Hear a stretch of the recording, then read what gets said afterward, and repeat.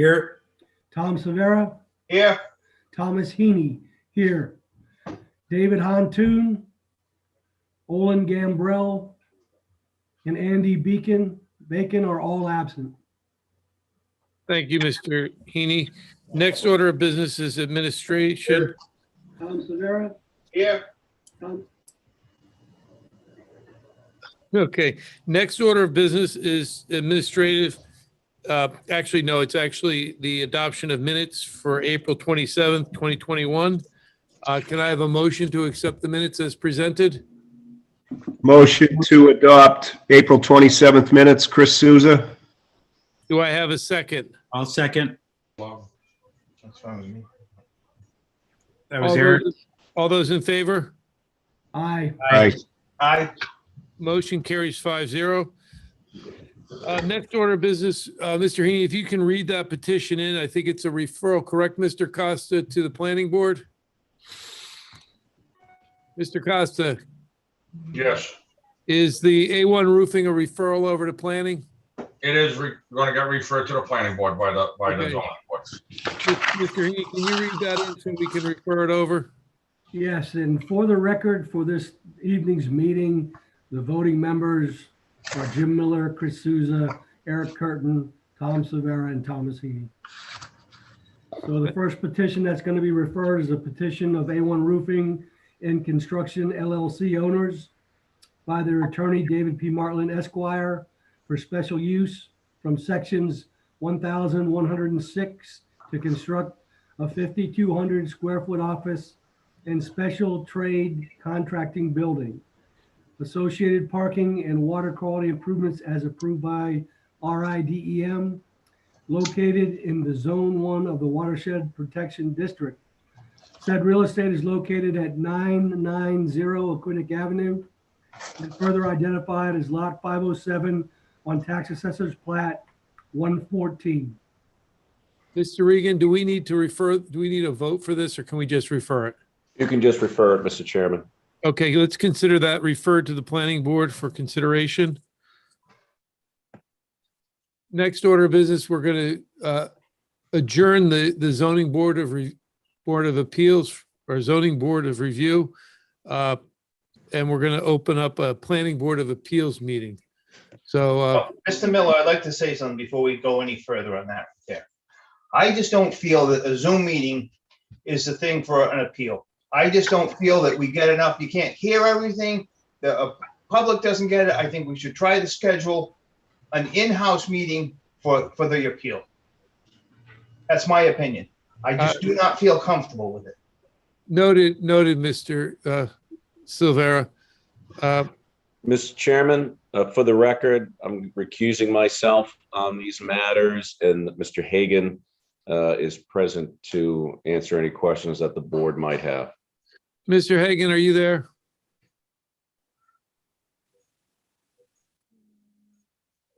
Hagan? What's his name? Kevin. Yeah, Attorney Kevin Hagan, if you're there, raise your hand so Angela can recognize you and open. That's Gerard. I recognize that person.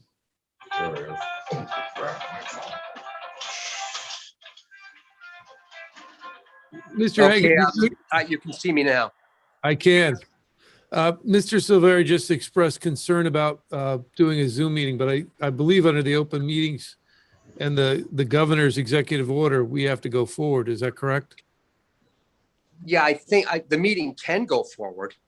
And I think it does have to, given the fact that it hasn't been opened up in this regard yet. I think the meeting does have to proceed today. Well, what's the reason that it wasn't heard before? Scheduling, we were just holding, everyone had to rebut and they had to write it up. Well, I just don't feel comfortable doing it. I'm sorry. I just think that the last time we did an appeal, I didn't feel comfortable with it when we voted. And Okay. I just don't feel, I've been doing this for 30 some years.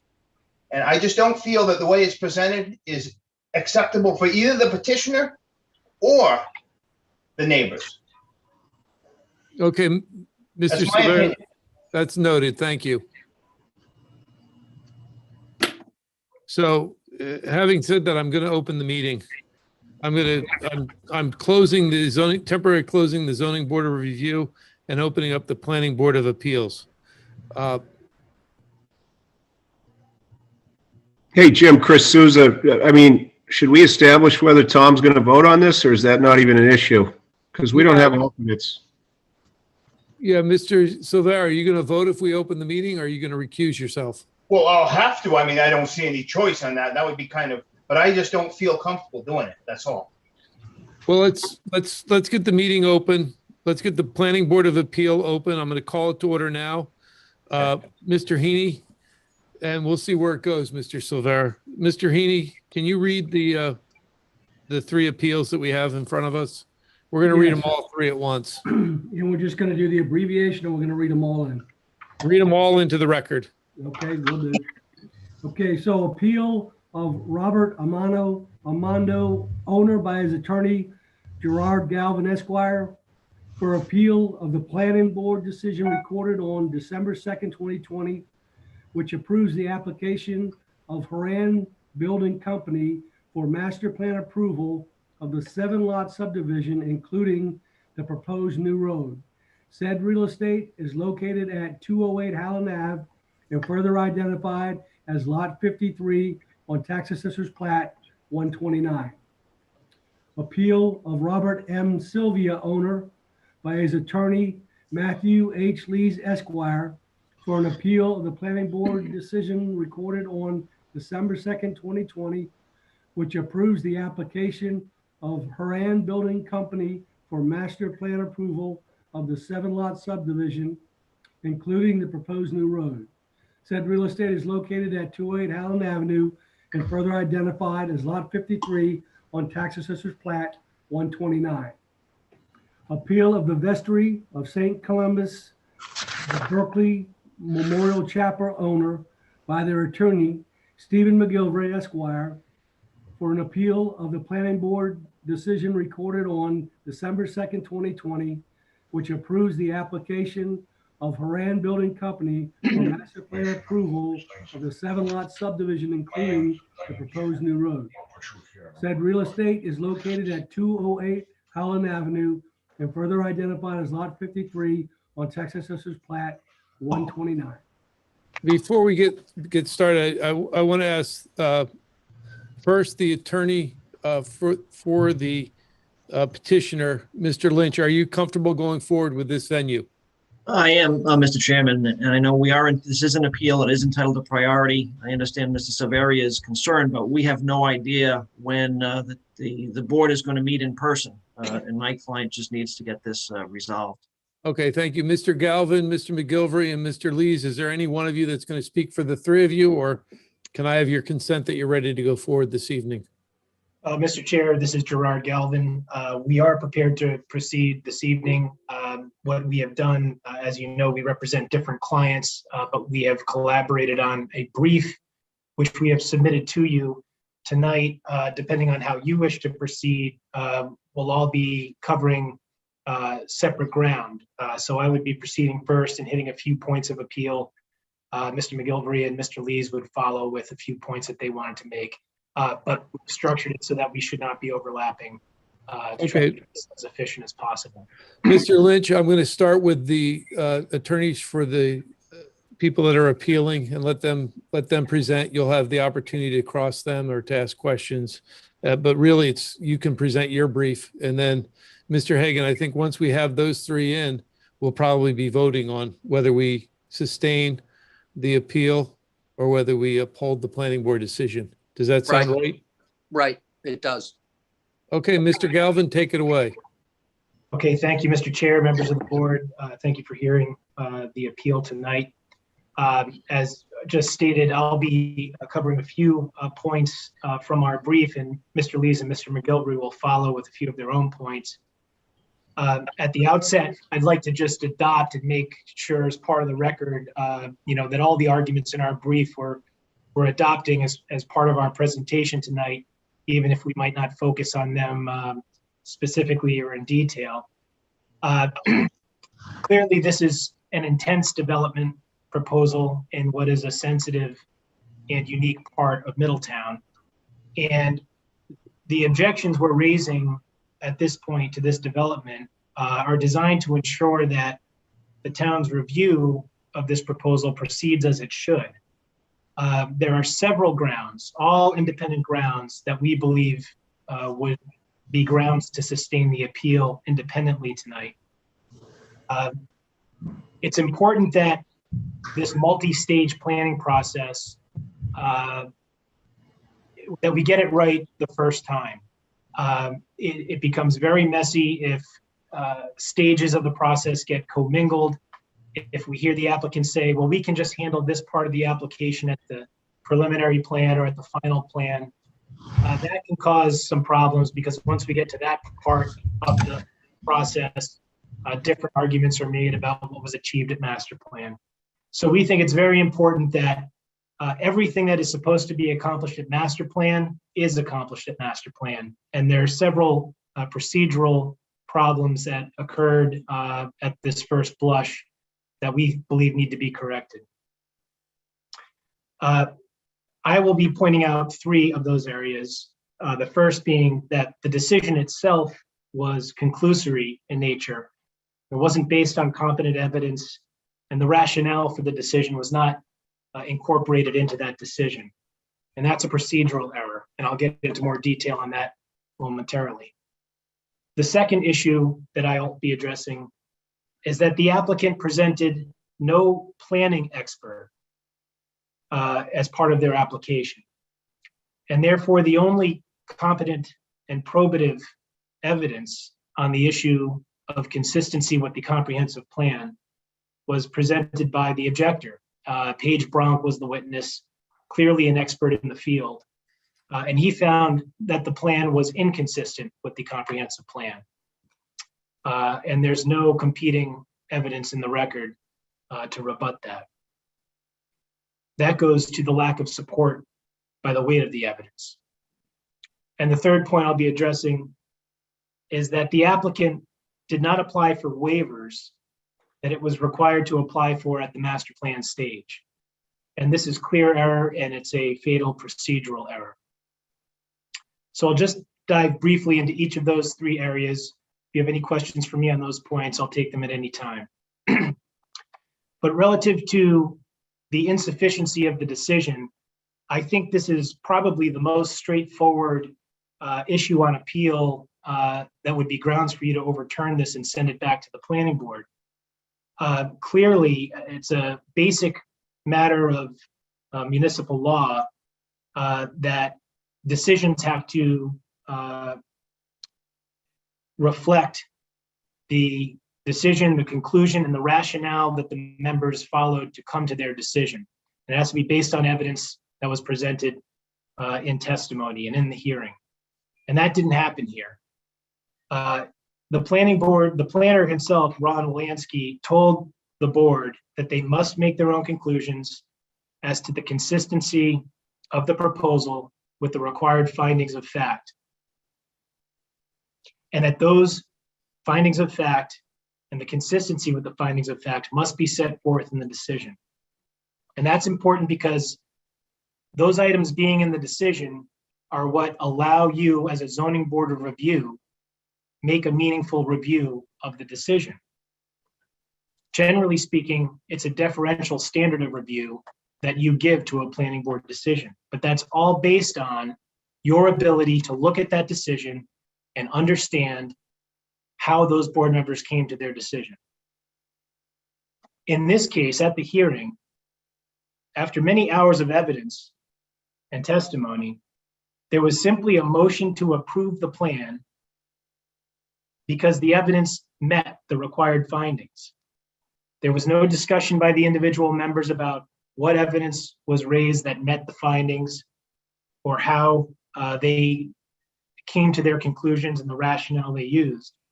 And this is hardly enough of a basis for you to conduct a meaningful review.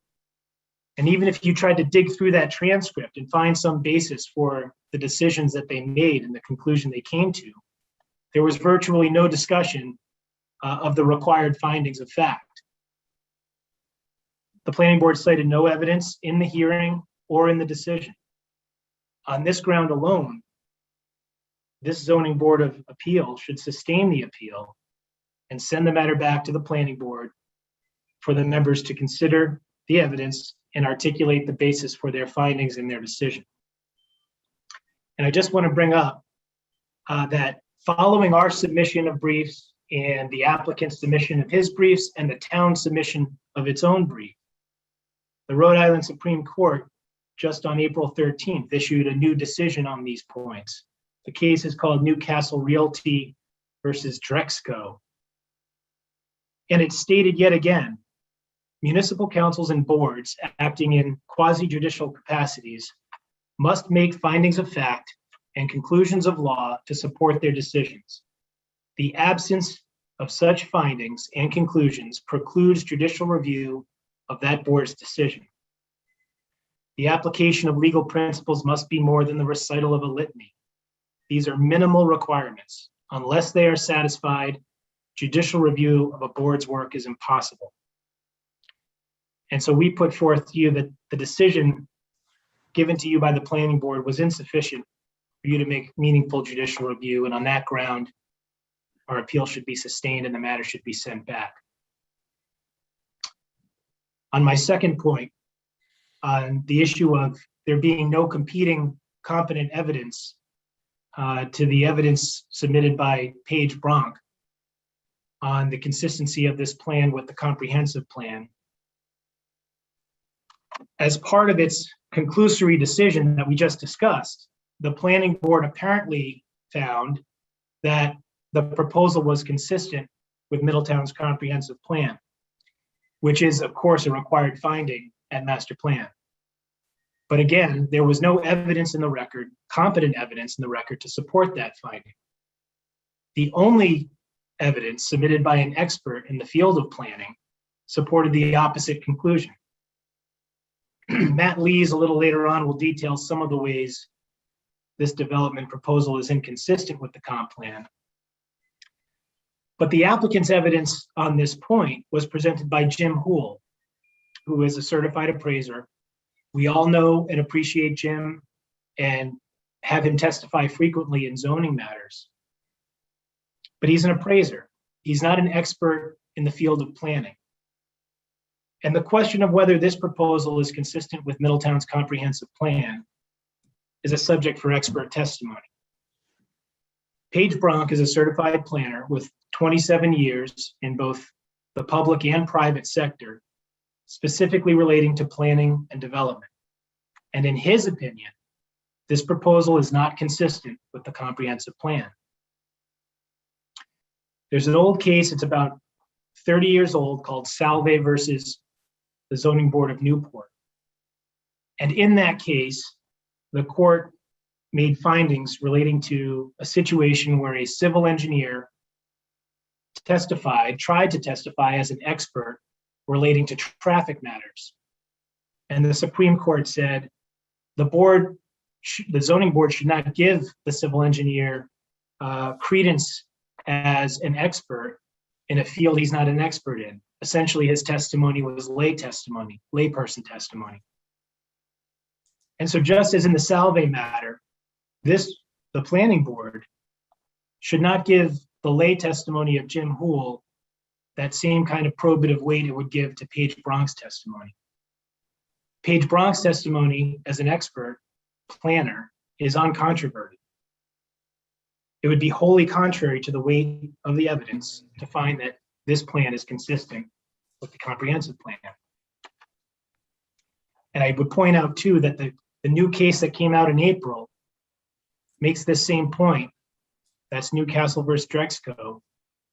If expert testimony before a board is competent, uncontradicted, and unimpeached, it would be an abuse of discretion to reject that testimony.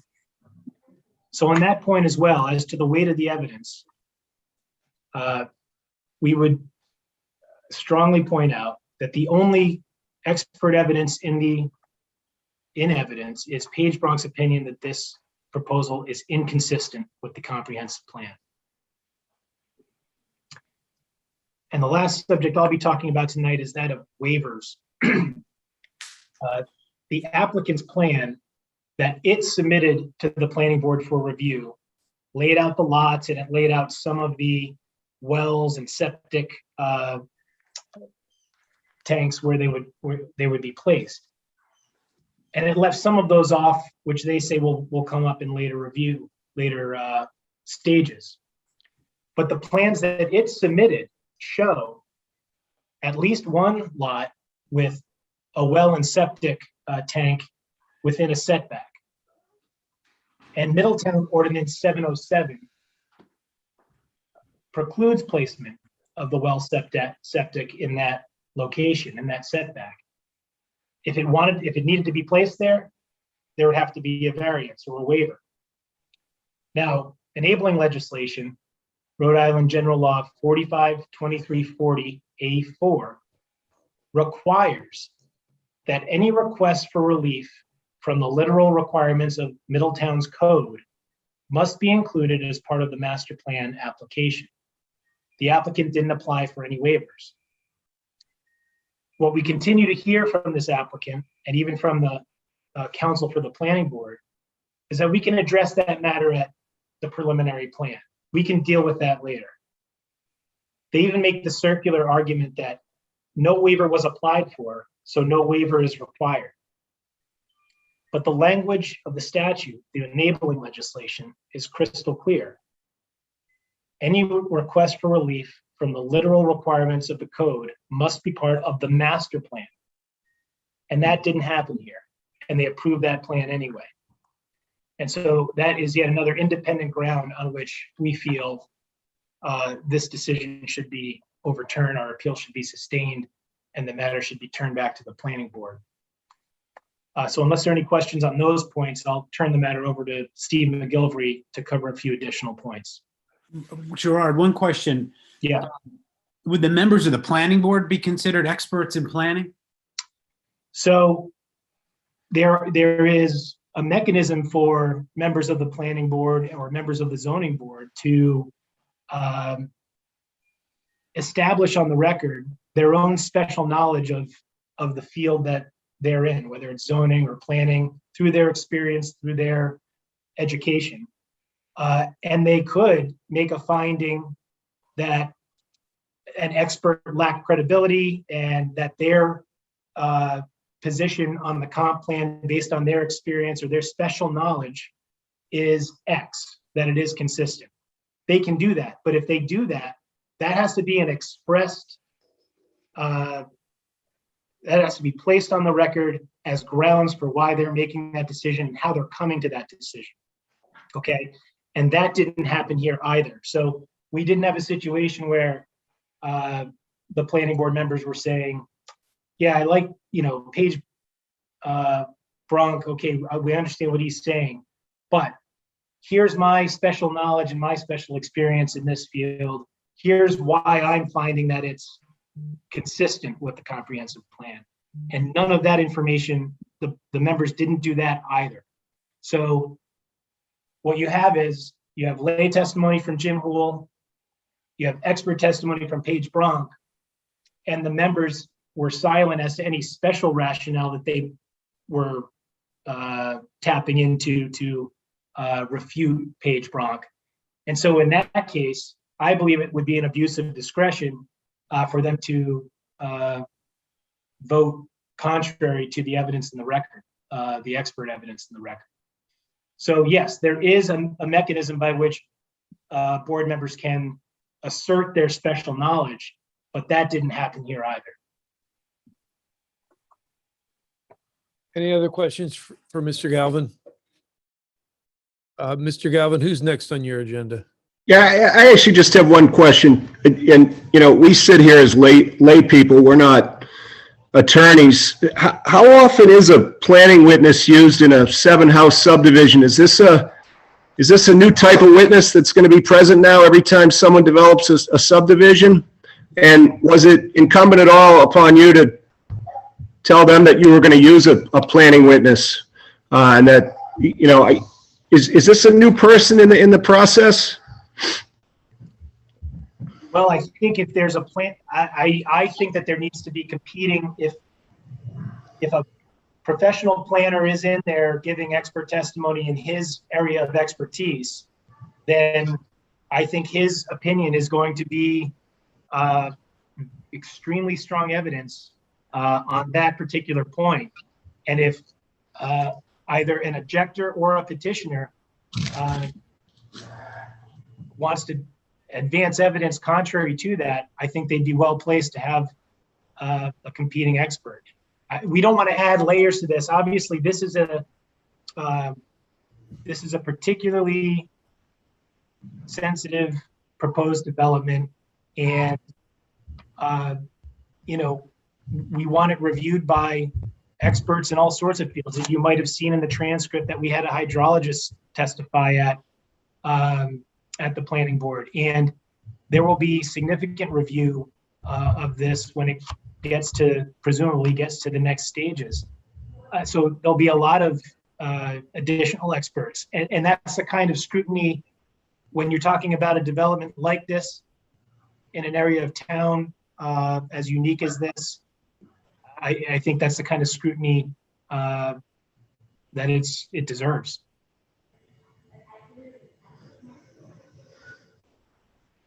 So Any other Gerard, any other questions? what you're saying though, that there's going to be a lot more scrutiny in the next round and then the following rounds?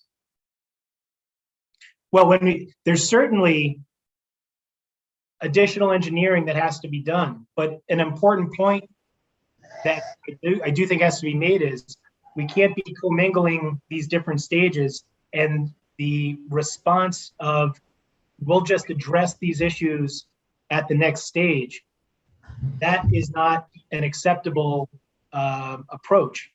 There are three distinct stages here in this development proposal and planning process.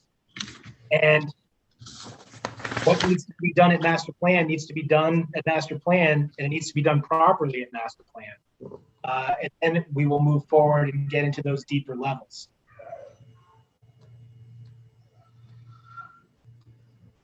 Okay. Mr. Galvin, who's the next person that you'd like to speak? I believe Mr. McGilvery would go next. Mr. McGilvery, go ahead. Good evening, Mr. Chair and members of the board. Thank you for allowing us to speak tonight. If I can just go back for a moment to Mr. Souza's excellent question. You know, whenever there's an area that requires technical expertise, you need to present an expert. You can't have a layperson testify. And that's why Mr. Lynch had Mr. Hool, because he was put forth as an expert. Our contention is he's not an expert in planning. He's just an expert in appraising, which is an entirely different field. And so he can't, his testimony has the weight of a layperson essentially within the field of planning. Now, and I'll start by saying we're not asking the board to deny the application. We're not saying that the board tonight should tell the applicant that they can't do a development in this area. What we're asking is just that you send it back and make sure that all the I's are dotted and the T's are crossed and that the thing is done correctly, so that as it moves through these stages, it doesn't get caught up in a round of Superior Court appeals. That's what really slows these things down. So we're just asking to have you send it back and have them do it right. And finally, you know, there are three, this is something I wasn't really aware of when I was sitting on a zoning board. I learned it later, representing planning boards. There are these three stages of review, and each one has specific things that have to be done during that stage. And that's because a lot of them present a fork in the road at the stage. For instance, we'll be talking about the basic number of lots that's established. That's established at the master plan. And the reason why that's established at the master plan is because all of the engineering takes that going forward, takes that base number as what they engineer to. They don't say, okay, maybe it'll be a 4-house lot subdivision. No, maybe it'll be a 9-house. Let's do the engineering for all the various permutations. They take the decision of the master plan with respect to the basic number of units, and that's what the applicant engineers to going forward. So we're saying get it right at this stage, because what happens is, as you all well know, is once it goes through several rounds of review, it's hard to undo a mistake because people have put in so much time and effort by the time that happens. So I just have two points to make tonight. One is this issue of cross-examination, and this is it's really it's nobody's fault. It's more to Mrs. Varia's point. It's really a product of doing these things by video. So as we said, the applicant put forward Jim Hool, who we all respect as an appraiser, and I had planned to cross-examine him to make this exact point that he really isn't an expert in planning. He's an expert in the discrete field of appraising property. And the Rhode Island courts are clear about that parties are allowed to cross-examine. Planning board and zoning boards are routinely reversed when they don't allow cross-examination. I know this zoning boards, it's their practice to always allow cross-examination in hearings. And that's, just as very recently, the Supreme Court in Champlin Realty versus Decoyan reversed a zoning board, or upheld the reversal of a zoning board, because they didn't allow for cross-examination. So in this case, what happened, just as a practical matter, is I was in the audience essentially, and Mr. Hu was putting out his testimony. I was trying to raise my hand. I was sending emails to the zoning official. Hey, I want to cross-examine. I want to cross-examine, and I couldn't. So that's a mistake, I think, that needs to be rectified. It's a mistake that never would have happened if we were doing these things live. You could have seen me out in the audience waving my arms, but it's something that has to be rectified. The applicant makes a lot to do with this is just a public hearing. Well, that's a distinction without a difference. The fact of the matter is they took testimony, they relied on it, and they appeared to make binding determinations based on that testimony. And the courts, again, are very clear. Out of a fairness, everybody gets to talk to each other's witnesses and ask them questions. And just by virtue of how this thing played out online, I couldn't do it. And we would submit that that's reversible error. And another reason why, just send it back, have them do it right. The second point, and my last point that I'll make, is, again, one of these forks in the road at master plan that isn't revisited later. And it has to do with the conservation subdivision.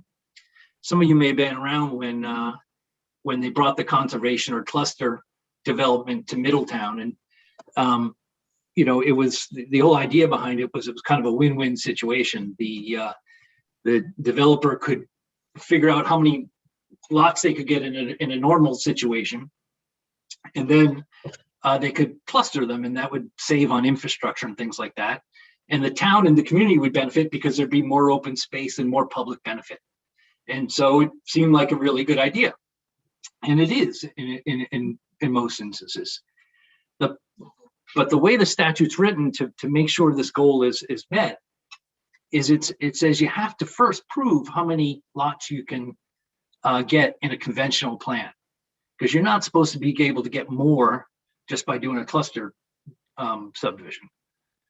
If the town wanted to do that, they would just reduce an R40 to an R20 if they just wanted to have more smaller houses in a certain area. So the Article 3, Section 3.2E states, and this is of the Middletown Ordinance, the applicant must demonstrate to the planning board that the lots as depicted on a conventional plan, so they have to submit a conventional plan, are capable of supporting the proposed development given any land development constraints. So they have to show that the lots can support the development, the proposed lots on a conventional plan with the land development constraints. So, what's that mean? If you got a parcel that's on a cliff, you have to show, hey, I can fit 7 lots on this cliff. You can't just show a blank slate that says, hey, I got 5 acres, divide that by 40 1,000 square feet and you get a certain number of lots. You got to show that you can build those lots on this piece of land. So, And did they not show that? I mean, aren't they putting a road down the middle? yeah, they, and this is what they showed, Mr. Curtin. They did show a certain level of detail in the conservation plan that they submitted, but they erased all that detail in the conventional plan. And it's supposed to be the other way around. You're supposed to have enough detail on the conventional plan, including, as the statute says, land development constraints, to show that you can really put 7 lots there if hypothetically Middletown didn't have a conservation development plan or ordinance. So, and I'll show you, if you look at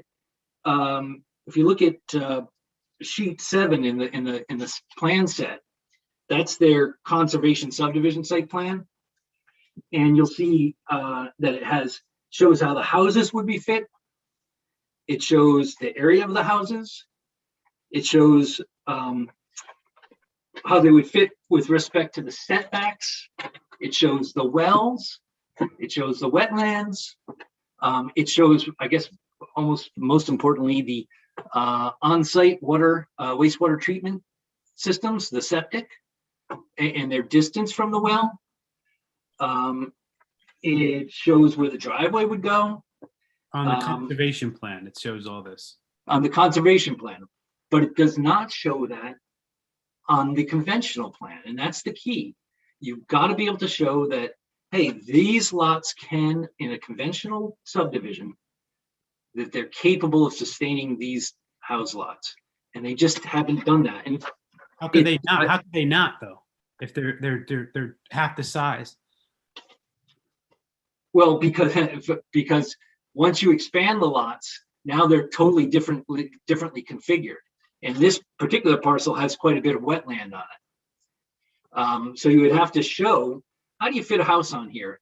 How do you show, how do you fit the sewer? How do you fit the well? And you're right, maybe they can. But isn't there, isn't it just, there's just twice as much space to do all of what they're doing? So 2 things there. One, if a lot has to be larger and you have other land constraints, you may actually end up with fewer lots. Once you start putting houses and sewer and wells on there. But really what my point is, Mr. Curtin, is not so much that you or anybody here can look at both of these plans and say, yeah, they could probably put 7 houses there. It looks, I'll eyeball it and tell you they can. They didn't satisfy the ordinance, which is to show that, to demonstrate it on their conventional plan. So, and they say, well, we couldn't do that. This is too early in the plan to show all that detail. They could do it because they actually did it on their conservation plan.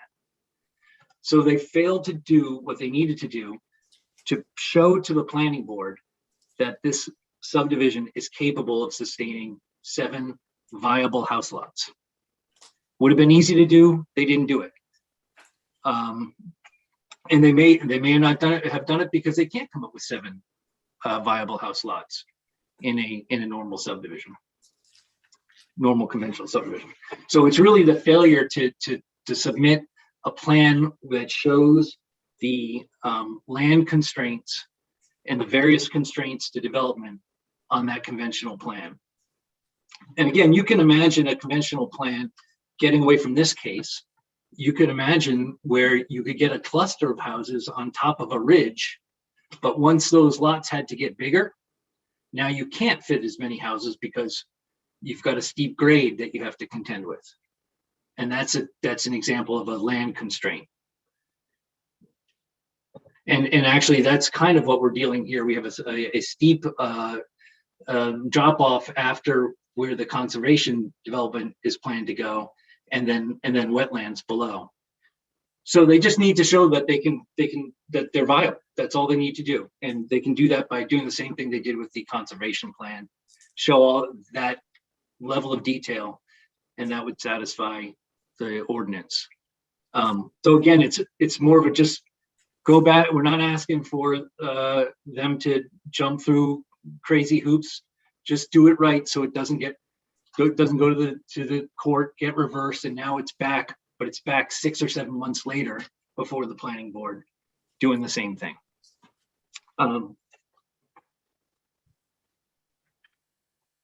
So, you know, I'll say this again, but it really is the thrust of our argument here tonight, which is this property it deserves for the process to be done correctly. And you all know how it is when you rule on these things. You're doing it quickly. You're making quick decisions. And the planning board, for a number of reasons, got it wrong in a number of instances, all of which are reason enough for Superior Court to reverse it and send it back. So we're going to ask that you sustain the appeal, not to reject the application outright, but to send it back and get it right. If anybody has any questions, happy to field them. Thanks very much. So Matt Lees is going to take over after me. Thank you all for your time. Thank you, Mr. McGovern. Go ahead, Mr. Lees. Good evening, Mr. Chair, members of the board. Matt Lees representing Robert M. Sylvia, the owner of 1499 Green End Avenue, which is a direct abutter to the subject property. The issue that I'll be discussing tonight is that the planning board could have approved the plan with a lesser number of lots if it wished to do so, but they were told that they could not do that. So for example, on page 138 of the transcript, planning board member BJ Owen said, "I would vote for it, but I would not vote for the number of lots." And she then went on to discuss some concerns that she had relative to the comprehensive land use plan, the number of lots that were requested. The chair of the planning board then asked if there was interest among the planning board members to consider approving a lesser number of lots than the 7 that were requested. And at that point, the planner interjected and said that the board could not do so, that they had to vote up or down on the application that was before them. There was then subsequently some more discussion in the transcript about the possibility of lesser lots, but ultimately they voted on the 7 lots. And our position is that forcing the board into that kind of all or nothing vote was an error based on the regulations. Specifically, section 407B4 of the regulations addresses the master plan decision. And it says that at master plan, the planning board must approve of the master plan as submitted, approve with changes and/or conditions, or deny the application. The planner's interpretation on what he instructed the board effectively read out the words approve with changes or conditions from the regulations and required the planning board to either approve it or deny it. So it took that option away from the planning board. There are other sections of the regulations that make clear that the planning board could limit the number of lots at the master plan phase, at the master plan stage. Sections 303, 304, Appendix C, Step 4. They all discuss the planning board reviewing and determining the initial basic maximum number of lots at the master plan phase. And if they're able to, review and make that determination, then obviously they can approve a number that's lesser than what is requested by the applicant. And we're not saying that the planning board has to approve a different plan. There wasn't another plan before them, but they could approve and should approve, in this case, a lesser initial basic maximum number of lots. The case law that actually is cited by the planning board, Counsel, Kirby versus the town of Middletown Planning Board, coincidentally, states that the rules of the planning board are to be interpreted to give the planning board the fullest and most complete powers possible. In this case, we believe that would include varying the number of lots that they would approve at the master plan stage. Now, as a practical matter, what effect does this have? Well, one of the planning board members, Art Weber, mentioned something about approving, 3 lots. And BJ Owen indicated that that she indicated her approval to that. And if that happened, we might not be here tonight. Another consequence is that when you approve the number of lots, everything flows from that decision. So the parties are going to start undergoing a lot of expensive engineering, as Mr. McGilvery indicated, based on a number of lots that they could have approved less of to begin with. They could have, and we still could, avoid a lot of the engineering costs that would go along with it. You're also going to have questions about, what does the approval of the number mean? We can already see those questions, coming. But also, maybe most importantly, it doesn't allow, and the decision, that kind of approach does not allow for the application of the Middletown Comprehensive Plan to result in a less dense subdivision. The comprehensive plan designates this particular area, this particular property, as part of the Green End Agricultural Landscape, which is one of 11 historic landscapes in Middletown. It's recognized for its unique rural setting, its rolling topography, stone walls, and the comprehensive plan is full of provisions that state that those things are to be protected because they define the character of Middletown. And as Gerard indicated earlier, Mr. Galvin, there was the opinion of Paige Bronk, the professional expert planner, that this proposal violated those provisions because of the amount of density provided. So in short, the planning board could have and should have limited the number of lots to reduce the density of this development and to better preserve the scenic agricultural character of Middletown, particularly in that area. So we believe that, again, the zoning board should send it back to the planning board with the instruction that they can, in fact, consider a lesser number of lots that would serve that purpose. So that's all I have. If anyone has any questions, I'm happy to answer them. Are there any questions for Mr. Lees?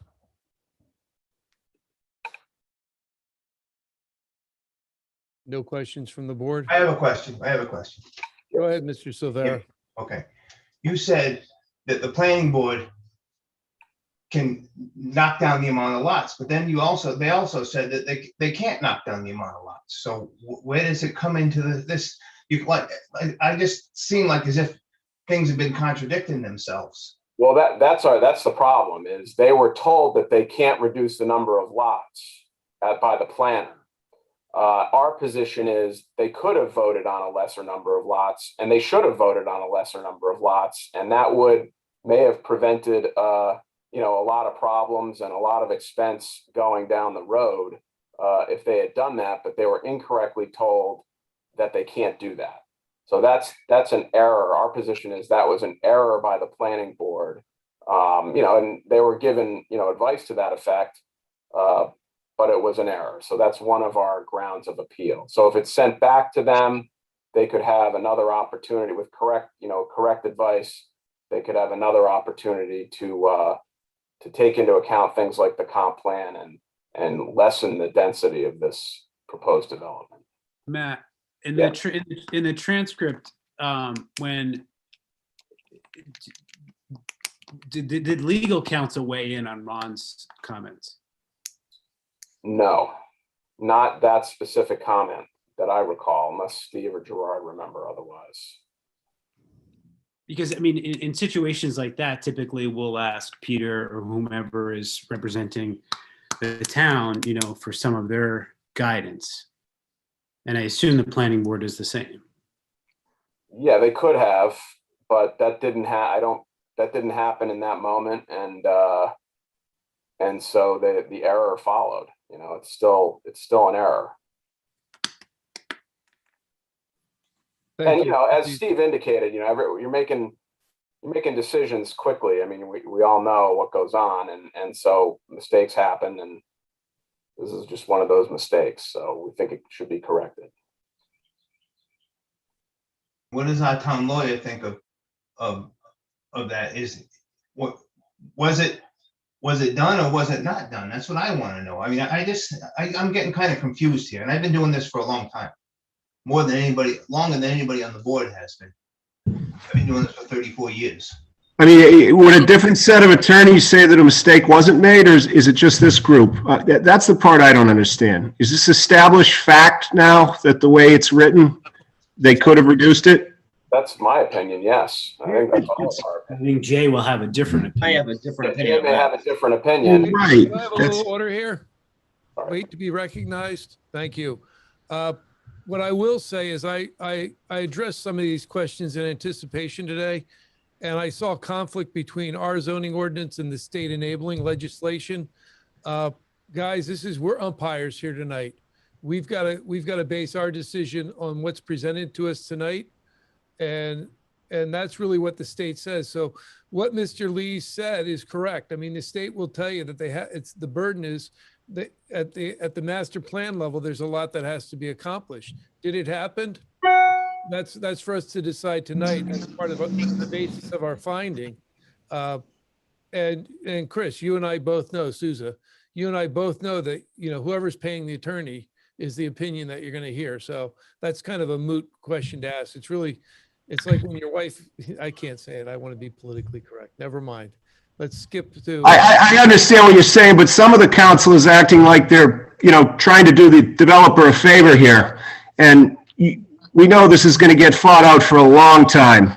There's no favors being done here. They're representing their clients who are against this development. And our job is to Sure. check the record. I understand. Mr. Hagan, do you have anything to weigh in on what's been said so far? No, but I think you're correct. I mean, you're reviewing the record for errors of law, and they're being presented by the attorneys for the objectors at this time. And if you think that is borne out by the transcript, then that's the zoning board's decision to make. Thank you, Mr. Hagan. Mr. Lynch, are you ready to go forward with your? I am, Mr. Chairman. Sorry, Mr. Lynch. Mr. Chair, if you don't mind, I just got one technical thing. It's not an argument. I just need to put on the record, if that's okay with you. Absolutely. I just want to note, and I meant to do this when I was arguing, that my client is St. Columba's Berkeley Memorial Chapel, not the vestry of, and there is a distinction there. So it's St. Columba's Berkeley Memorial that actually owns the property. And I also represent other objecting neighbors. Thank you. Okay. Thank you, Mr. McGilvery. Quick question on that, Mr. Chairman. Who filed the appeal? Was it the property owner that filed the appeal? There were several parties to the appeal that Mr. McGilvery is on, if I recall. I know it's listed as the vestry. Is that not the correct party? I would leave that to Mr. McGilvery to answer. It's filed by the St. Columba's Berkeley Memorial Chapel and abutting neighbors and objecting neighbors. Mr. Chairman, members of the board, Jay Lynch, I'm representing the developer, Harrell Builders. And I think it's important to remember what step of the process we went through at the planning board. As I'm sure you're all familiar, there are 3 stages of review by the planning board for a major land development. First is master plan approval, which we went through. At the master plan approval level, the board's regulations define the purpose of that review as an overall plan for the proposed project site, outlining general rather than detailed development intentions. It describes the basic parameters of major land development proposal rather than giving full engineering details required of major land development or major subdivision review. So it's a very basic review of determining how many lots can you fit on that site that meet the zoning ordinance and have the appropriate frontage, square footage. How many lots can you fit on that site? So that's what we were doing at the planning board. We presented them with 2 proposals, a conventional subdivision plan and a conservation plan. The planning board reviewed both of those, and let me back up. Both of those submissions were deemed complete by Mr. Wolanski, the town planner. He was satisfied that the plans met the criteria for the subdivision regulations, and they contained all of the sufficient information for the board to act upon. Even at the beginning of the process, a number of the planning board members acknowledged that this was a master plan review, that they didn't want to get into experts, engineering details. They were there just to determine how many lots could you fit on this site using the conventional and/or conservation development. Second stage of the development process is preliminary plan review. And that's defined under the regulations, the planning board regulations, as the stage of land development and subdivision review, which requires detailed engineering drawings and all of the required state and federal permits.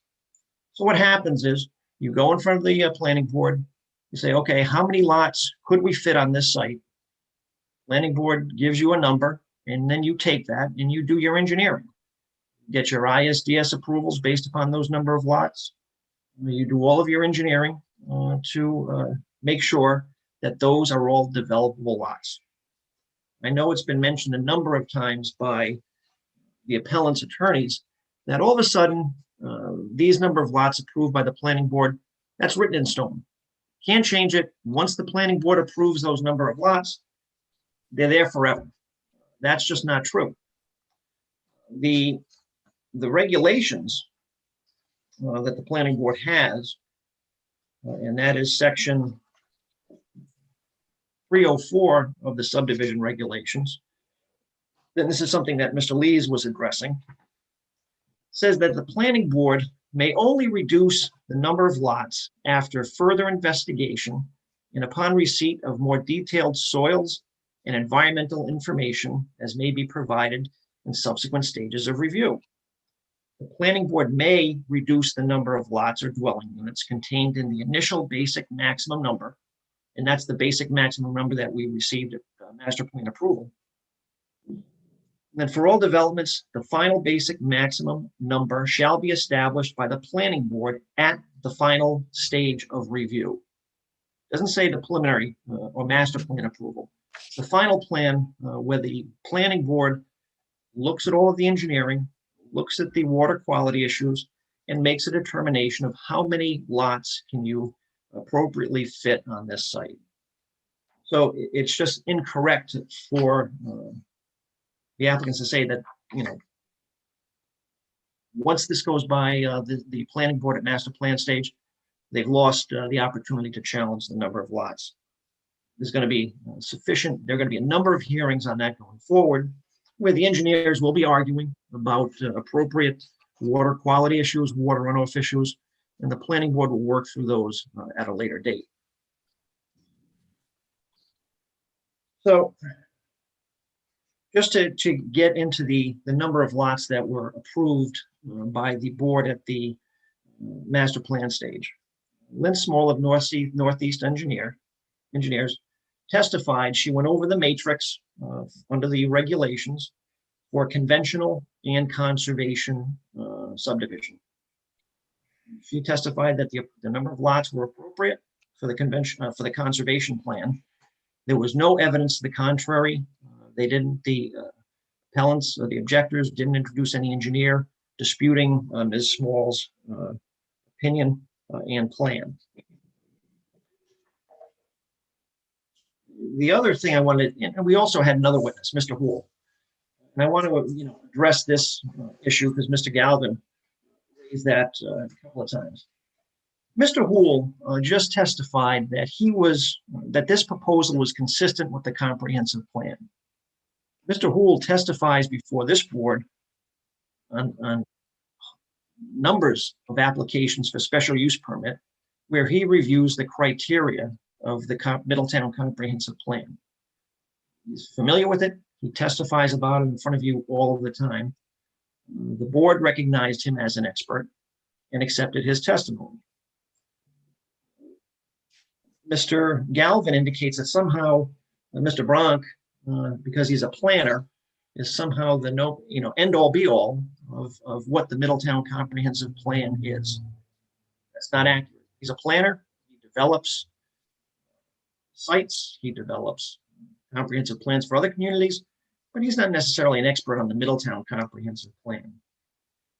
And if you look at and I raised this in my memo, Mr. Nash really had some questions about Mr. Bronk's opinions and testimony. He indicated he was familiar with the Middletown Comprehensive Plan, and he just didn't believe Mr. Bronk's opinions, that this proposal was inconsistent with the comprehensive plan. And I addressed that issue in my memo, where went over the fact that well, first of all, and this goes to Mr. Souza's question too, there is case law that indicates that zoning board members are presumed to have special knowledge of the matters that are related to the administration of their zoning ordinance and other conditions relating to that ordinance. That same principle applies for planning boards. They are presumed to have special knowledge of their comprehensive plan, their rules and regulations when dealing with these type of applications. And I wanted to point out that, and I quote this, that the Middletown Comprehensive Plan, identifies the subject site as residential real estate, R40, 40,000 square feet. And that's in the map L3 of the zoning portion of the comp plan. The future land use map as part of the comprehensive plan also identifies this site as low density residential. And the appropriate uses in the comprehensive plan for a low density area is agricultural, conservation style residential developments and estates. That's that was put before the planning board at its master plan review. So I think that's why when Mr. Bronk indicated that the conservation development was not consistent with the comprehensive plan, Mr. Nash said, "I don't believe it. I don't believe that testimony." So the board had sufficient expert testimony from Ms. Small that the proposed plans met the criteria for the conventional comprehensive, the conventional and conservation matrix. Mr. Wilansky was satisfied that that met that criteria as well and deemed the application complete. Mr. Houle provided testimony that the proposal was consistent with the comprehensive community plan, that it was consistent with low density residential, which has been designated as the future land use for this particular site, and that under the current ordinance of R40, that this proposal was consistent with the comprehensive plan. So there's no requirement that you need expert testimony from a planner to testify about whether a proposal is consistent with the comprehensive plan. Planning board has that knowledge from dealing with the comprehensive plan. Mr. Houle has that knowledge as a real estate appraiser who testifies in front of local boards and commissions on a regular basis. And as part of his testimony, he relies upon his review of each municipality's comprehensive plan.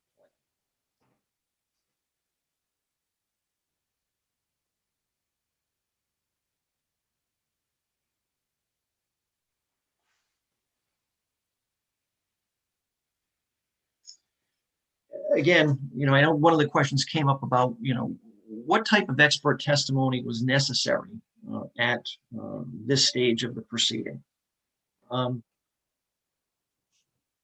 only expert testimony was that the engineer testifying that we meet the matrix, you can put these number of lots in that site, provided that later on during the review process, they meet all the engineering issues for drainage and water quality, and that initially the proposed conservation development that it is consistent with the town's comprehensive plan. That evidence was submitted and it was accepted by the planning board.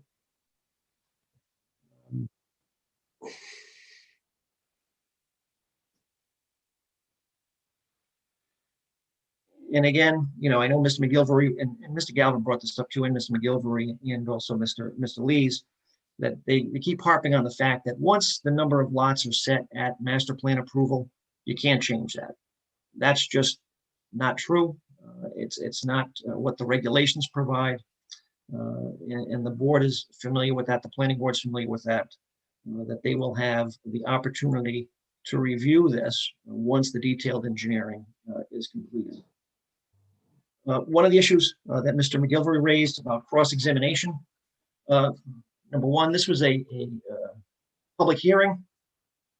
None of the witnesses were sworn. And this public hearing was established under the public hearing requirements of the planning board regulation. It's different than the matters that come before you on a regular basis, sitting in your capacity as the zoning board of review, where witnesses are sworn and witnesses are subject to cross-examination. This is a process where members of the public are allowed to comment on the proposed development. The planning board takes those comments under consideration and renders a decision as to whether or not they would grant master plan approval to the applicant. So, a couple things. So that's why I don't think no one had the right to cross-examine at a public hearing. And also, I wanted to point out that nobody objected to the process during the public hearing. None of the attorneys objected to the board or requested the opportunity to cross-examine or put anything on the record indicating that they objected to the procedure that the board was following. And there's ample case law on that if you don't raise an issue at the lower level, raise an objection to the process, you can't then raise it at an appeal. So that's what's happening here. They didn't raise it. They didn't afford the planning board the opportunity to address their request for cross-examination. So it's too late. They can't raise that issue. They can't raise that issue now.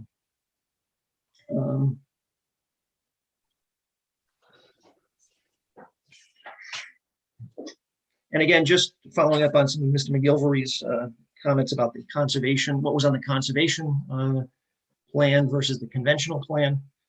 There was more than ample evidence for the planning board to determine that the conservation development was preferable and it met the criteria for a conservation development under the rules and regulations. There's nothing that requires the applicant to put all of the engineering on the plan. It's not required. So, you know, as a matter of fact, I think under the conventional plan, the applicant would probably get more lots on the site than without. But they decided to proceed with the conservation plan, and the planning board thought that that was a good idea because this was a low density R40 district for where conservation development is called for under the comprehensive plan.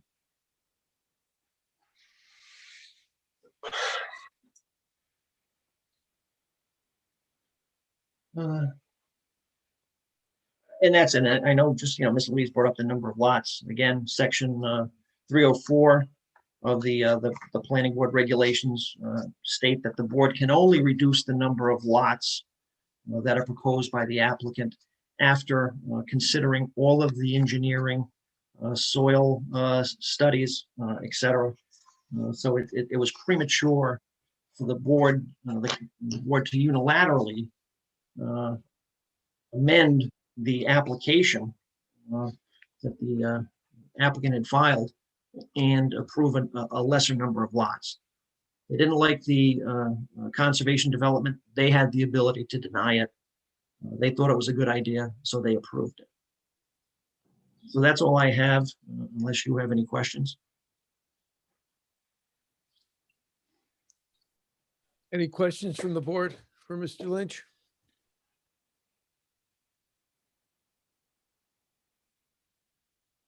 Mr. Hagan, I have a question for you. Yeah, it's, Sure.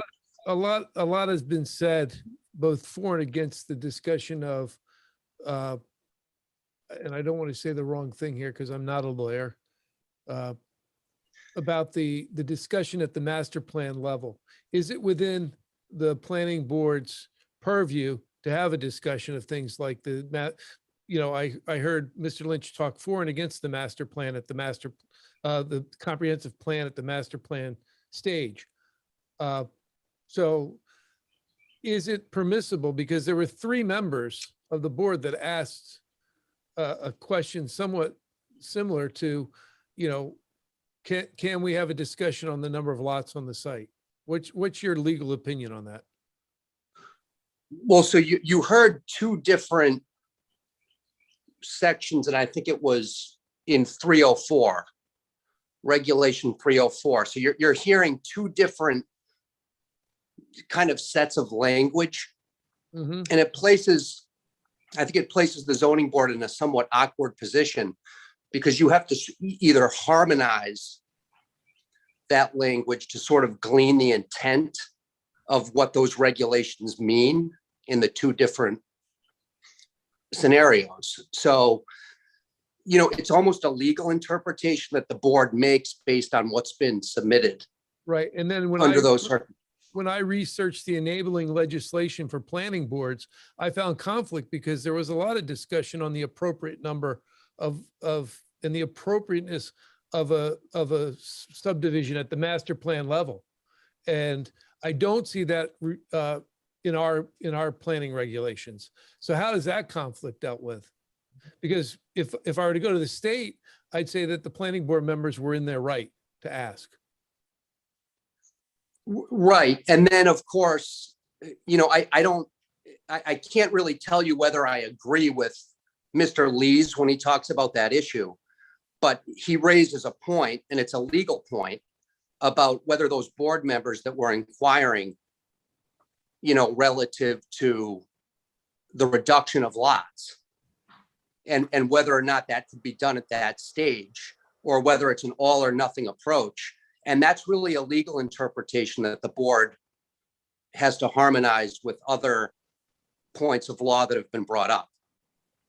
So rather than giving you a definitive legal opinion, I think it's the board's function right now to harmonize those 2 various sections, even though they're inconsistent, and that's difficult, and decide whether or not the planning board acted legally appropriately. Thank you. Or Mr. whether Hagan. they committed error. Thank you. Is there anyone on the zoning board that has any questions of Mr. Lynch or the appellate attorneys? I have a question for all of them. I mean, and I'd like to hear all their comments of whether or not, their opinion of whether or not at the preliminary plan, can the number of lots be reduced? It can. In my opinion, yes, it can. At preliminary May I plan, speak? So, your Mr. Curran, question, master plan, Eric, because we're at the master plan stage. No, my question's preliminary. Okay, thank you. Is at the next stage, can the number of lots be reduced by the planning board? so Mr. Curtin, what we're saying is basically the same thing. We are not saying that it can't be reduced later, but what happens at the master plan is 2 things. Well, a number of things, but 2 of them are they take a fork in the road on whether it's a conventional or a conservation development. So once they make that decision, they crumple up the other one and throw it away, and you don't consider it again. So that's a real fork in the road. The other thing is they set the basic number of lots. And yes, as the engineering comes in, they can say, oh, you know what, we're going to reduce it by 1, maybe we'll reduce it by 2 down the road. But that first setting of the basic number of lots, which Mr. Lynch referenced, is an important determination because the engineering is done off of that. And so that's why the members of the planning board were saying, hey, can we talk about fewer lots to start with and go down that road? And they were told, no, you have to go with 7. You have to go down that road. And that's not correct. When there's a, and this is not really a hard issue. When there's a conflict between the Enabling Act, which actually gives the municipalities the power to write their zoning ordinances and tells them how they should be written. When there's a conflict between the two, the State Enabling Act controls. That's not a controversial statement. But anyway, so back to your question, Mr. Curtin. Our argument is not that they can't be reduced later. It's that this important baseline determination is made at the beginning, and the ordinance requires not all the engineering be done. We're not saying that either, but that they have to show the land constraints to show as a practical matter how many lots can be developed under a conventional subdivision. So I answered a couple of questions there, but I hope I answered yours along the way. I think your answer is yes. I'll chime in. Well, if I Mr. may, Curtin. Let Go ahead. Mr. Lees finish, Mr. Lynch, and then you can All right. chime in. yeah, I just wanted to respond on that issue of number of lots. I mean, we never said that the number of lots couldn't be reduced at preliminary plan. But I think you're already hearing what the problem is going to be, is that Mr. Lynch is trying to constrain very tightly the reasons that you could reduce the number of lots. It's got to be engineering based. And actually, I don't think that's the case. But if you also listen to what he said that at the master plan, it wasn't appropriate for them to reduce the number of lots because they could only do that when the engineering comes in. Well, if you follow that logic, you could never take the comprehensive land use plan into account in determining the number of lots. And that is an error in itself, because section 404 of the regulations provide that you have to make a finding that the application is consistent with the comprehensive land use plan. And also I'd cite back to section 407B4 if you're looking for grounds to make that decision for a lesser number of lots. And that speaks to the decision at master plan, which is to approve it as submitted, approve it with changes or conditions, or deny it. So that right there, that's your basis where you could and should look at the number of lots and reduce it as part of a change or condition. So it was it's an important decision, and the decision-making process that they went through, unfortunately, was master plan was flawed, and it should go back for them to be able to consider a lesser number of lots under the comp plan and other considerations. Mr. Galvin? The only thing I would briefly add to that point is the question itself, while I appreciate where it's coming from, I think also is part of the problem here, because it strikes me that, and I don't want to speculate, but Eric, maybe you can tell me if this is where you're going. If they can reduce at preliminary plan, does that somehow, in your mind, make it acceptable that they didn't follow the appropriate protocol at master plan? I think no, that's not what I'm saying. You're all arguing different points of, and what I'm saying is it's unclear of whether or not they violated or not. Jay has one argument, and the three of you have another, have a different one, and that's our role here, isn't it? Yeah. So I think that Jay's point that the number of lots can be reduced for certain reasons at preliminary, that's true. Yeah. But that's to be dealt with at preliminary. What's also true is that the planning board has the discretion to reduce it at master plan. And what's also true is that the conventional plan has to be presented showing all land development constraints to figure out what the appropriate number of lots is at master plan. So the fact that something can happen at a later stage does not wipe away the requirements, the check boxes that we have to hit at master plan. And that's what we're here doing. So what's your perspective on what Jay read from with the planning board, that the master plan approval is generally an overview of what could be done? That language exists, but there's a significant number of additional ordinances and regulations that follow that do specify things that have to occur at the master plan stage. So, we are definitely identifying the conflicting language that exists, but master plan is the starting point, but there are things that have to happen at that stage. And that's where we are. That's Thank what you, Mr. Galvin. Mr. Hagan, you can be the final attorney to weigh in on Mr. our panel. Mr. Chairman, if I could respond to that? Well, let's let Mr. Well- Hagan weigh in, so I have everyone weighed in. Well, I haven't weighed in yet. Oh, I thought you were the first one to lead off. You No, started. I just answered the question, then it jumped into the explanation. You know, I just want to respond to some of the expounding of the beyond the question that was raised by the attorneys for the applicants. Number one, yes, clearly the number of lots can be reduced during the further process. Again, what this board should realize is that the master plan stage is just to determine how many lots could you fit on this site. It's not up to the planning board to say, well, we don't want a 7-lot or an 8-lot subdivision. We just want 4. If they want to do that, their opinion has to be based upon engineering studies and specific facts. They just don't have free reign to say, we don't like that, even though you meet the criteria for the zoning ordinance, the developable land area, we're not going to give you what you're looking for. There's got to be some basis for them to do that. And just wanted to follow up with something that Mr. McGilvery said.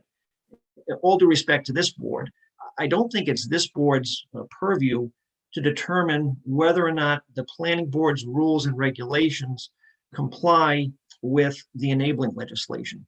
I think that's better left to a superior court to decide. I know this board is very familiar with its own ordinance and the enabling legislation, but I think that review is more appropriate at the superior court level than it is by this board, sitting as a board of review, limiting its review of the planning board's decision to the records, to the record and the evidence that was submitted to the board at the hearing. So thank you. Thank you, Mr. Lynch. Mr. Hagan, you can be the last one. Can a planning board change the number of lots down the road at the next stage? Well, yes, I think so. And now you have to, based on what the various attorneys are citing, because they're citing the regulations, you have the unfortunate job, which no one envies, of having to look at all these different regulations, harmonize them in the context of what the attorneys are talking about, and then decide if there was error. So Okay. was there a legal error? So even though even the attorneys agree that the number of lots can be reduced at the preliminary stage, master plan, and then moving forward, they agree on that. What they disagree on is the reasons for which the number of lots can be reduced at the various stages. So unfortunately, that's the board's purview to interpret those regulations. Okay, thank you, Mr. Hagan. I think it's up to us now. I'm going to close the hearing and have discussion among the board. So I appreciate all the testimony from the appellate attorneys and from Mr. Lynch. Thank you and Mr. Hagan, you as well. I think just to follow on what Attorney Hagan said, remember that we're here not to review any evidence that wasn't in the record. I've been sitting here with, a pretty large stack for quite a few months now, reviewing it. So our job is to look at the process and was the process followed to the standard? And it's an interesting question. So I look forward to your comments and, what say you? We can either have comments or we can go right to voting. Mr. Hagan, do we have to put anything on the record for this? I think you can have discussion, but you don't have to put anything on the record because you're reviewing the decision, Right. given the legal standard that's set forth, and then issuing an actual decision. Okay, thank you. I want some comments from you, Mr. Chairman, before I weigh in. Would you do that for us? Absolutely. I usually wait till the end, but I have. I know you do. You're boxing me in. Tonight's the night of boxing people in. When I looked at this case, I went back to look. I was concerned about the questions that the board members put up, and about the number of lots. And I went back and looked for cases, and I found them. I believe I believe that more could have been done at the master plan level to vet some of the questions. I mean, there's a significant wetland issue there that's not addressed. You know, part of the conservation law is how many lots can it sustain. Now, there were two formulas used, which are the mathematical derivation, and it meets that. But then it talks about, you know, peculiar circumstances of the actual land that's there. And I don't see that in the testimony. So I'm inclined to agree with the appellate people. I think, you know, I'm more inclined to send it back in an abundance of caution. I mean, I think Tommy, when he came in tonight saying that doing this on Zoom is difficult, and I agree. And it was pointed out by one of the attorneys who stated, you know, I wanted to ask a question and I couldn't. And it's not been, you know, I don't think there's been a meeting. If you notice, I changed my name to Jim Miller Chairman tonight because it used to be my email address. So I used to get emails after every zoning board meeting from people that didn't get on and they were raising their hands. And I run a business, so no offense to anyone listening. So my feeling is, in an abundance of caution, I would rather remand it back to the planning board and let them reaffirm their decision. If that's their decision, and they're happy with it, then all they have to do is say, yeah, we're content. But I think that there is significant issues with how the decision was reached based on the evidence that we were able to review. Specifically, was everything done to look at the conventional subdivision to make sure that they could put 7 house lots there? That's a very wet area of town. I'm not sure they could. I own 5 acres on Forest Avenue. It's in an R20 spot. I'll be lucky if I can put 4 lots on it, even though it's R20. And I have 5 acres because of the significant wetlands and existing soils. I did not see that on the conventional subdivision plan. I just saw an overlay and it's, oh yeah, we can fit 7, so let's go with it. And it matched the formulas. If that were the only criteria, I would be offering a counter opinion. But in this case, in an abundance of caution, we're not denying their decision. We're just saying we think they need to look at it again. Because if we let it go forward and we approve it and we go forward, I think we're doing a disservice to Middletown, because I think there's more that could have been done at the master plan. I think there's been a combining of the master plan and the preliminary plan discussion in this case. You know, there were, you know, a lot of things were discussed at that meeting, and there were a lot of good evidence put on the conservation subdivision. And I just think that we need to look at the master plan and make sure, as the attorney said, for the people that are appealing, I think we have to make sure that we have the right master plan decision, and then go on to the preliminary plan. They might have a meeting and say, no, we're confident with our decision, and that's all we need. Fine. You know, but if not, then we've not done our job. And I think that there was significant things that we can point to in the record. So that's my opinion. Don't leave me hanging, guys. If you don't agree, counter.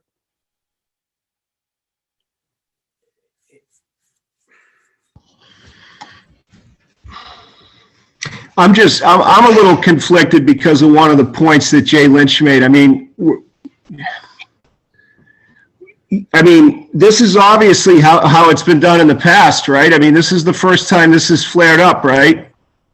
Is that true, Jim? Has this ever been argued before in our town? This is just the way things always went through. They took a piece of land, they divided it up into the amount of lots, and they went forward. You know, if we send them back, they're negotiating down at that point. They're already starting negotiating down. And I understand why Jay Lynch wants to win for his client, because he doesn't want to go back and negotiate down. It's already done. It's already done. But I mean, I also agree with you that you know,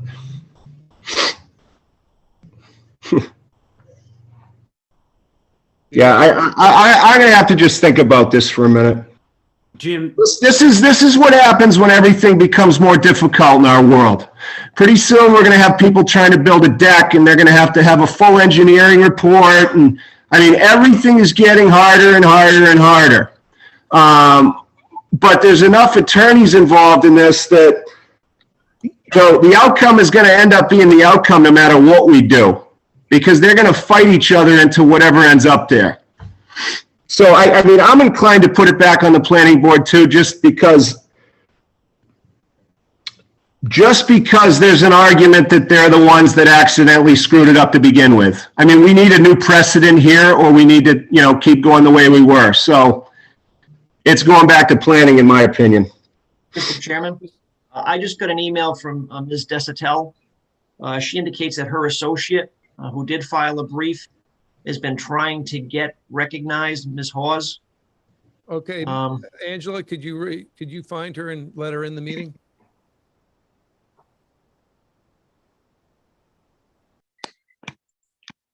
That's.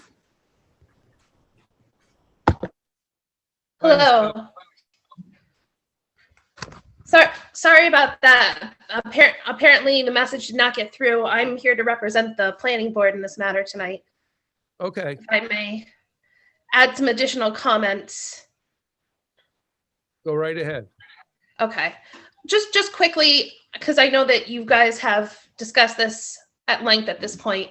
All the planning board is required to do is decide a plan based on the developer. That is straight case language from Roberts versus Russolino. There's no need to go through which plan was better, whether or not there should be additional lots or not. The job of the planning board was to look at the plan in front of it and determine if it met the standards. And if it did, then they should approve it. And that is what ultimately the planning board did. In regards to the discussion about whether or not there should be a conservation subdivision plan or a conventional subdivision plan, there is a Middletown ordinance number 301, where a conservation subdivision land development project plan is submitted. The planning board shall have the discretion to consider for approval either the conservation development plan or the conventional plan of development, provided that such determination is made at the master plan stage for all major subdivisions developments. But then it goes on to describe the considerations that the board must find prior to considering the conventional plan rather than the conservation plan. So essentially, the conservation plan is the preferred plan. This is what we're doing here. Not only did we not make those findings to switch from the conservation plan to the conventional plan, there was no reason to, because that's the plan that they wanted to move forward to. Under the Middletown ordinance, it specifically lays out you have to meet certain required findings before you can switch from a conservation plan to a conventional plan. So appellants didn't cite any of these required findings, and yet they fault the planning board for not considering a conventional plan, which is just absolutely unnecessary.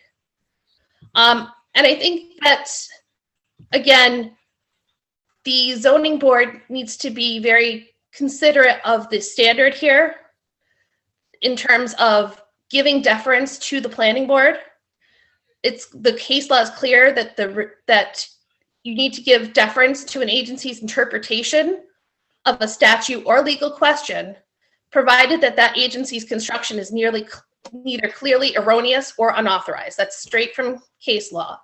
So the job here is to find that there's clear error. It's not to necessarily say, oh, maybe they could have done a better job, because there's always a case where that could have been more clear. We could have done more. We could have considered more things. The job is to see if there's clear error or a clear error of law. If that's not found, then the planning board decision should be upheld. So, Ms. Hawes, can I ask you one question? Yes. Part of the Conservation Subdivision Act is the evaluation of the conventional subdivision to determine what's the maximum number of lots that are available to the developer, correct? I believe so, and I think that that's why they submitted the conventional plan in But that's accordance just with that. That's not looking at the totality, all the issues that go into assigning those lots. Because there are Correct. wetlands there. No investigation was done into that. That's the error that was brought up by the appellates. That's the error that I looked into today. And I'm looking at that saying, I think there's more evidence that could have been brought forward to justify 7 lots. I don't think they justified 7 lots. Well, but again, as it was quoted by Attorney Lynch, the master plan stage is a conceptual stage. They use that word repeatedly in the cases, conceptual. So the point of establishing that the number of lots that you could get on a conventional stage is not to provide evidence that those conventional lots can exist and be engineered, which is what the appellants are asking for. Because what was submitted was a plan that showed that the conventional lots could fit in the proposed subdivision, and the planning board reviewed that and accepted it. They're just looking for more. They want more than a conception. They basically want them to engineer and prove 2 different sets of plans, which is simply not what is required under the ordinances. Under the ordinances, they had to establish a number of lots, and that's what they did. Okay, well, wait. Whether or not it could feasibly happen, I don't think is. Ms. Haas, let me just bring up one other question. Mr. Galvin cited that they're going to need a variance for the siting of a septic system, which clearly is in violation of the rules. How do you address that? I mean, if they presented a plan that needed relief, that's according to what was testified to tonight, that's not acceptable at that stage. Am I correct, or was I told a lie? I don't think you were told a lie. I think that it was sort of twisted. At the actual testimony, if you look at the transcript, there was testimony from Ms. Small. She testified to the conceptual nature of the plans, and she testified that she indicated that some elements of the plan depicted had already, in the process of engineering, shown that there were changes to be made. And she ensured the planning board that all elements would be in compliance when engineering was complete and the preliminary plan was presented. So when the planning board's job is to look at all the evidence in front of it, including the testimony here of Ms. Small. So the testimony that they accepted and that they based their decision on was that there was no waivers needed, because when the engineering was complete, there would be no need for the waivers. But at that stage, they presented a plan that needed a waiver. No. But no, the plan that they presented did not need a waiver, because the testimony is part of their plan. Okay. The evidence that is in front of the planning board takes into consideration everything that's in front of the planning board, including the evidence presented that night that said that. So part of the plan was to change the plan, essentially, because the master plan is conceptual in nature, based on, and that's as described in the statute. So when taking all of that evidence in consideration, that is what has been approved here. They didn't approve any specific engineering parameters, because that's not what is supposed to be approved at the master plan stage. All they approved. Question, Ms. Hawes? We were on the line for probably, I'm looking at my timer because I keep a digital timer. We were probably having testimony for an hour and 28 minutes before you came on.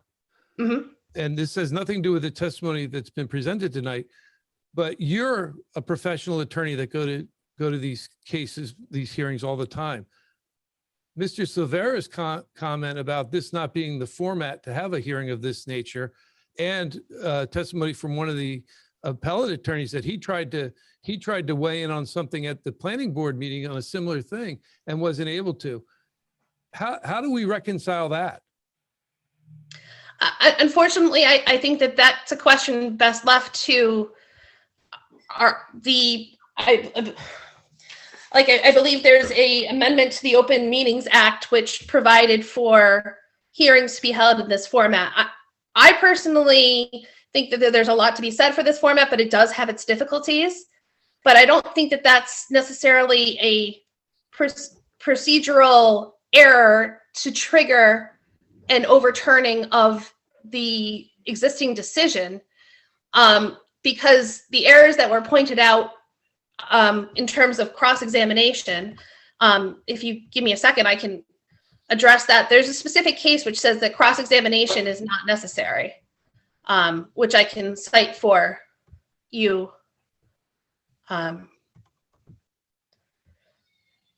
Just trying to find it. It's in the brief also. It was addressed in the brief prepared.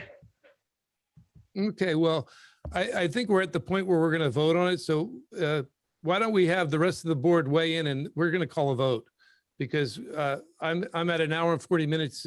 It's time we vote.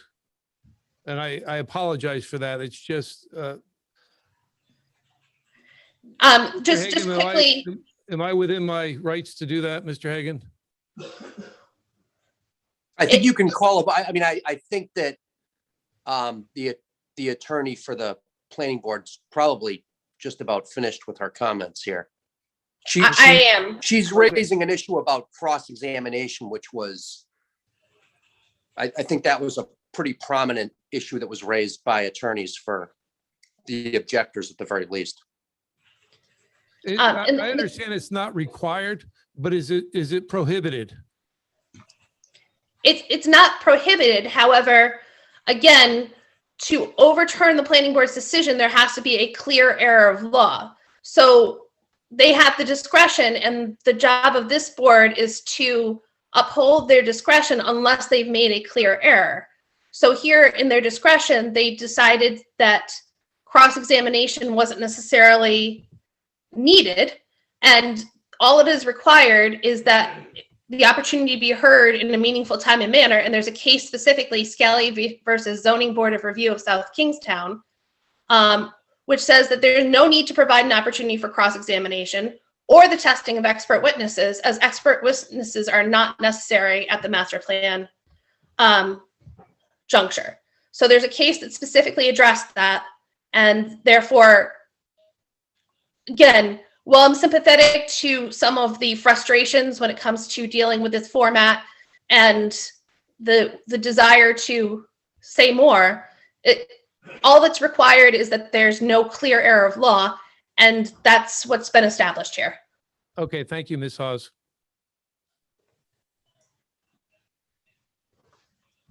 I turn it back to the planning board, I'm sorry, the zoning board to make any comments. Okay, I'm gonna try and keep this very brief. A lot of good information provided on all the different perspectives. I think the points are well considered and well ordered. But the only point right now in my mind that's outstanding, that in my estimation as a layman, is clear error.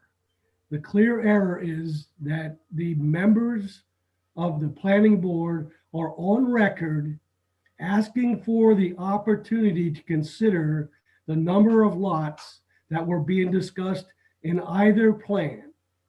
And based on my reading of the information that is on record, they were told they could not listen to that or follow that argument at this point. It would come at a later plan.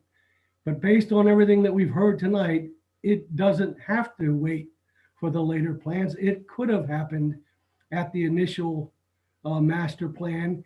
And not speaking for the members of the planning board, but I think that's where the clear error was. They wanted to discuss it. They were told they could not discuss it or should not discuss it. I don't know the exact word, but my impression is the only one spot where I see clear error, and the only one spot where I agree clearly that we should send this back and sustain the appeal and return it to the planning board, is because of that very important issue that I believe is in the record and was also stated this evening. Tom, what I wonder though is, so they were charged with evaluating whether or not they were to vote on a 7-lot subdivision, right? I mean, isn't that what they were charged with voting on those 7 lots? You know, if they were going to go ahead and change that, then they weren't going to have a vote at all that night. Well, I don't know that that's exactly true, because again, when you looked at, now you go back and you talk to the question that was presented of the conventional plan versus the conservation plan. You go back and you talk about the definition of the scenic agricultural character of Middletown and whether in this particular area, one was better than the other or not. I think that's all enters into this discussion. And I can't, you know, I don't know, other than what was on the record of what was in their mind, but I get the impression they did want to address that at this point based on the record and based on what we've heard again tonight, and weren't given the opportunity. That's my thought. I mean, I don't know that because I didn't attend the meeting, so I don't know that. Tommy, not to put you on the spot, Mr. Silvera, Yep. would you like to weigh in on this? Okay. Wait 1 second. Can you unmute it? You're unmuted. Oh, We can hear okay. you. All right. I'm sorry. Can you hear me? Yep. Okay. All right. I didn't know you could hear me. I didn't know I was unmuted. Anyway, I don't know. This is a very complicated case because you know what? There's been on both sides. So that's why I said in the beginning that I didn't feel comfortable about hearing this thing on Zoom. I just didn't feel comfortable because I don't think that you can make a decision of this on Zoom. Okay. So, I mean, if that's the thought then, right? Because there's a fair amount of discussion surrounding that. And it going back to the planning board, that we're not denying this in any way. Is that correct? That's correct. We're not denying it. We're just remanding it back for reconsideration. You know, my dilemma is I believe that the master plan is conceptual in nature. And both parties, I think, went into an extraordinary detail, you know, at the master plan level, you know, and you asked Jim about whether or not one of the septic systems was going to end up needing a variance. Now, did they do soil evaluation for every one of these 7 lots? No, You know, I don't know. I suspect she just plopped that on the plan. It's a little technicality in my opinion. I'll bet it was just plopped on the plan as a here's where it might go, and it was never supposed to be part of the conversation. And that's to my point a little bit. That Right, exactly. this master plan process evaluates whether or not the concept can fit in the preliminary plan later on. They evaluate the detail, you know, and, you know, so in that perspective, if it is just conceptual, while they may have made minor errors, you know, they're not attorneys. Their obligation is, in my opinion, is like ours, you know, to do the best that they can, you know, based on their experience, you know. So I guess then is the conflict of whether or not what Ron said to them, was it incorrect or not, you know? Okay. Can I have a motion to sustain the appeal?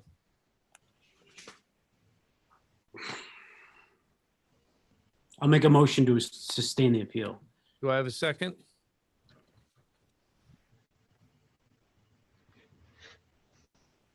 Mr. Chairman, if I could just, one comment, is that to sustain the appeal or just to remand it to the board for further consideration? It's just so we If can, it's- If it's a we sustained, sustain the appeal, it's going to go back. well, We're going to well, it remand goes, it back. the question is, does that require a full new hearing, or are you just going to leave it to the board's discretion to consider the issue again? That's up to the board. That's up to the planning board. We're going to send it back for reconsideration. Thank you. Jim, just to clarify, Jim, my motion is simply to allow the vote. Is that correct? Right. Yeah. I need a second on that before we can call a vote. I'll second. Motion made by Eric Curtin, seconded by Chris Souza. Muted. I'm going to ask for a You are muted. roll call vote, so we No, have you're it good. on the record. Mr. Curtin, are you for the And then appeal? before we have a vote, I was gonna say, we're hearing a lot of people talking at the same time. I really need everyone to speak one at a time, especially for the vote. Thank you, Nancy. all right, before we vote, if we vote for, what are we voting for? If we vote against, what are we voting for? If you vote for it, it's going to go back to the planning board for reconsideration. Okay. And if you If you vote vote against against it, it, it goes forward. okay. Gentlemen, have you specified what reconsideration you would like the planning board to do? We'd like them to reconsider the plan. We don't Just- think that the planning board's opinions were, we think it needs more discussion on the master plan level. We think it But should what be element master is the plan. error that the planning board would need to correct, I guess, is the question that the planning board would be faced with upon remand? Just the discussion that we think that it didn't meet the standard of a master plan, that there were errors in their decision based on what's in the appellate briefs. So you can review the briefs, but we've made mention of it in the testimony tonight. So I'm just going to remand it back and let them reconsider it at the master plan level. I would like to see 3 distinct levels from the planning board: master plan, preliminary plan, and final plan. The results can be the same, Ms. Hawes, but I think we need clear review of each stage to make sure that this is a proper decision. And so that's what I'm calling for. I'm calling for a vote now on that. And so that's whether we're going to sustain the appeal. It's not up to us to remedy it. We can't. We can only send it back. We can't put conditions into it for them to correct. Well, but it is your, We're sending it back, and if they send it back, then it's done. We can't give the remedy. That's not what we're here for. correct, but I do believe it's going to be question what the error is, since your role as the zoning board of appeal is to identify clear error in sending it back. The question is there was a number of points brought up, and I think the question is what is the error? Galvin's first 3 were enough to turn it back. So if you go back and review the testimony of Attorney Galvin, he was the first one to lead off. He brought up 3 things. We're not turning it down, Ms. Hawes. We're saying that reconsideration needs to happen at the planning board. That's what this vote is for. And I'd like to continue the vote. Mr. Hagan, am I in violation of anything before I go forward? Well, just to kind of clarify, so if you can obviously uphold the decision. It doesn't sound like that's the direction this is going. And then you can reverse. That's an odd word because it really is a remand, but you can reverse the decision in whole or in part and remand the appellant's application to the planning board for further review in light of the Board of Appeals determinations.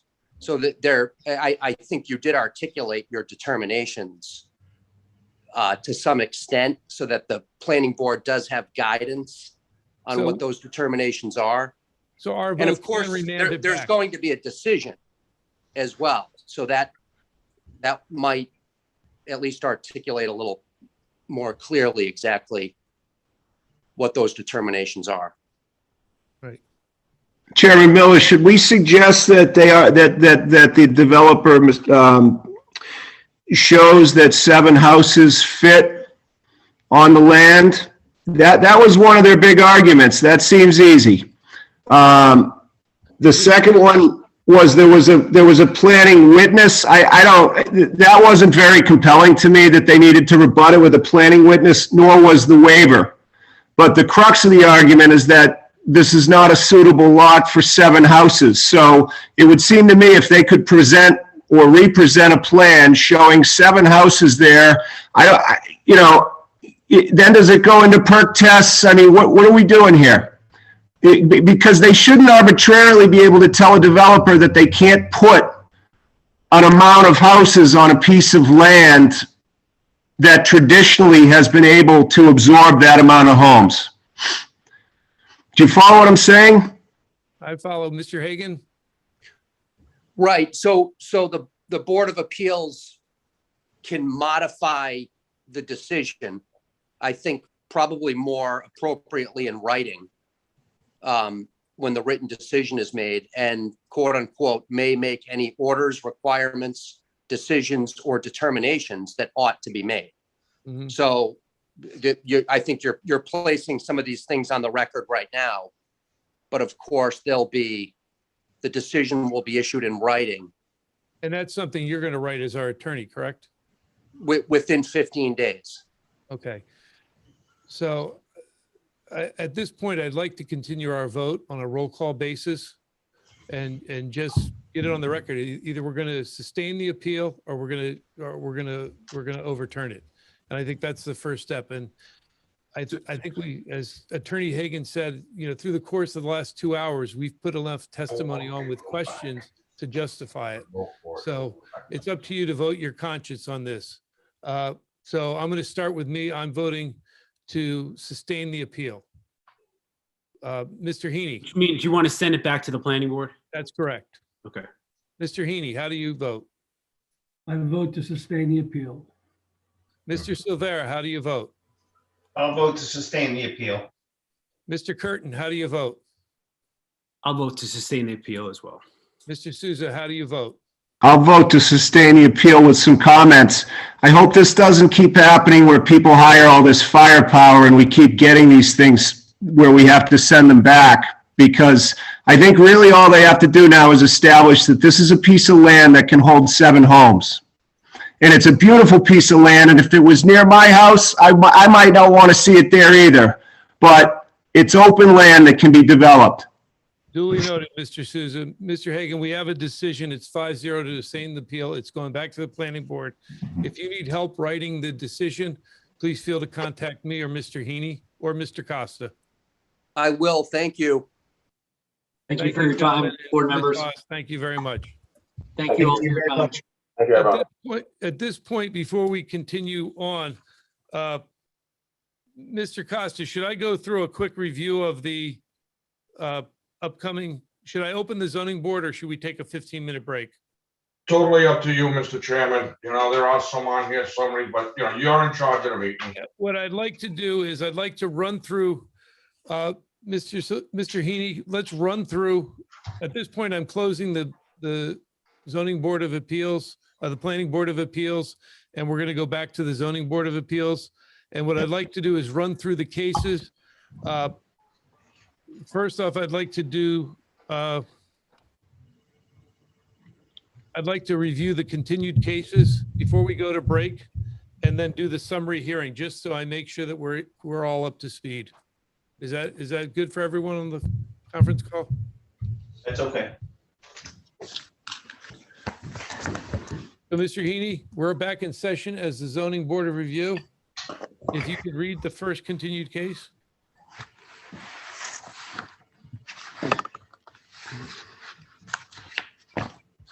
I think this one is a continuance from March 23rd, and it's from Atlantic Beach Suites 2, the LLC owner by their attorney, David P. Martland Esquire, for a special use permit, and this is at 42 through 44 and 56 Wave Avenue. Mr. Martland, are you on the line? Yes. Good evening, Mr. Chairman, members of the board. We are still undertaking a review of an alternate development plan. I'd ask for a 2-month continuation while we work with the architects and a new building consultant that we've brought on. When do you want to continue? When will you have a decision? I hope shortly. I just, I don't want to continue it 1 month if we've got to do some additional due diligence with CRMC. So I'd ask that it be continued to July. Okay, The July. meeting is on the 27th in July. Okay, we're going to continue that to July 27th. Thank you. Thank you, Mr. Next one, please, Mr. Heaney.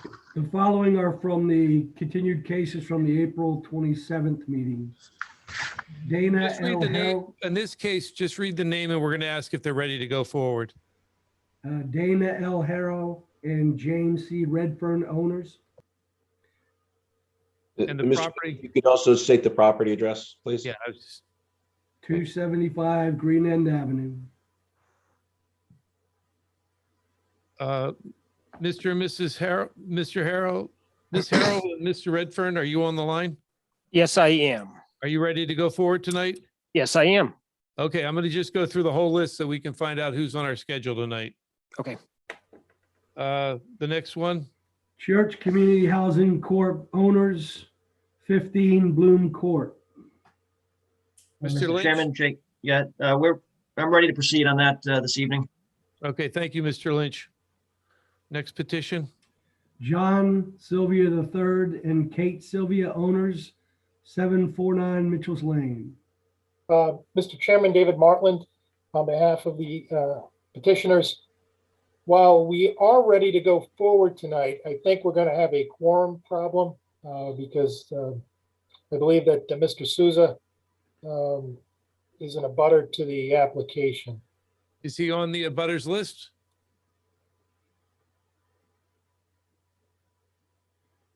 I honestly don't know if I'm on the abutters list. There's also a relation, and he's a relation of mine, so I can't. Okay, so that's, you got a 2 for tonight, Mr. Martland. So we're going to continue that to the June meeting. Thank you. Will the alternate members be available if we're going to be down? That is a question that's above my pay grade. Okay. And that's the 22nd of June. Okay, Mr. Martland, we're continuing that to the 22nd of June. Next petition, Mr. Heaney. Bridget A. Rafferty owner and Lapete Gourmand Limited Liability Company, DBA, The Power of Juice, in her personal representation, Jonathan Jeffries, 698B Aquidneck Avenue. Mr. Rafferty, are you on the line? Mr. Rafferty, I'm sorry. Jonathan Jeffries, are you on the line? Unmute, Mr. Jeffries. You're on mute. Yes, I'm ready to proceed and eager to. And what is your relation to the project, Mr. Jeffries? I'm one of the investors. Bridget A. Rafferty Okay, very good. is So my you're ready. wife. Okay, thank you.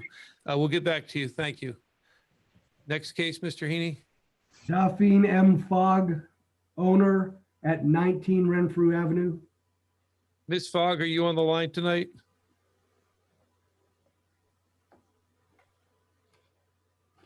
Her on email, she was here, yes, she is. Yep, she's there. Ms. Fogg, you're on mute. If you can unmute, and are you prepared to go forward tonight? Yes, I am. Okay, very good. Mr. Heaney, the next one. Petition of the Clambake Club of Newport owners, 353 Tuckerman Avenue.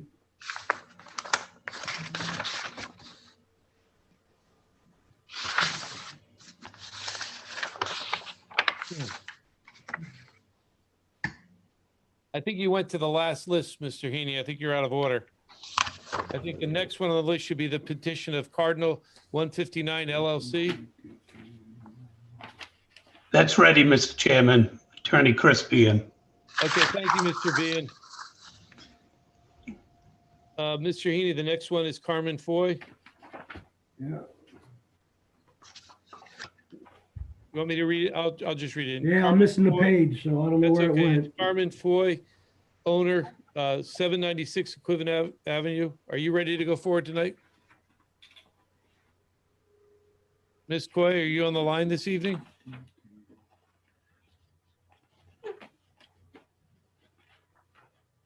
We'll hold that one in case she shows up. Next, so that's all our continued cases from last month. And I would like to deal with the summary hearing before we go to break. Mr. Miller, this is Matt Soul on behalf of Carmen Foy. Matt Soul, who are you on behalf of? Carmen Foy, Sprout and Lentil. Oh, okay. Are you an attorney, Mr. Soul? No, Carmen Foy is my wife. She'll be here in a second. Okay, good. So you're ready to go forward this evening? Yes, we are. Okay, very good. I've got you on the calendar. So before we go to break, I just want to, while we have the hearing open, the next order of business is a summary hearing. A summary hearing is a hearing that has minimal relief, less than 25% setback relief. And it's done as a summary. So we're going to read it into the record. If there's anyone here to object to the case, speak up and we'll hold a full hearing. Otherwise, we're going to vote on it as a summary. So Mr. Heaney, since you don't have this page, I'll go ahead and read it into the record. Is that Okay, I'm still looking for it. Okay, petition of Patrick Ferentson, owner, for a dimensional variance from section 603 and 701 to construct a 6x32 covered front porch, resulting in an 18-foot by 8-inch front yard setback where 25 feet is required. Said real estate is located at 2 Bailey Terrace and further identified as lot 23 on tax assessor's plot 108. I'd like to ask if there's anyone on the line that would like to speak against this petition.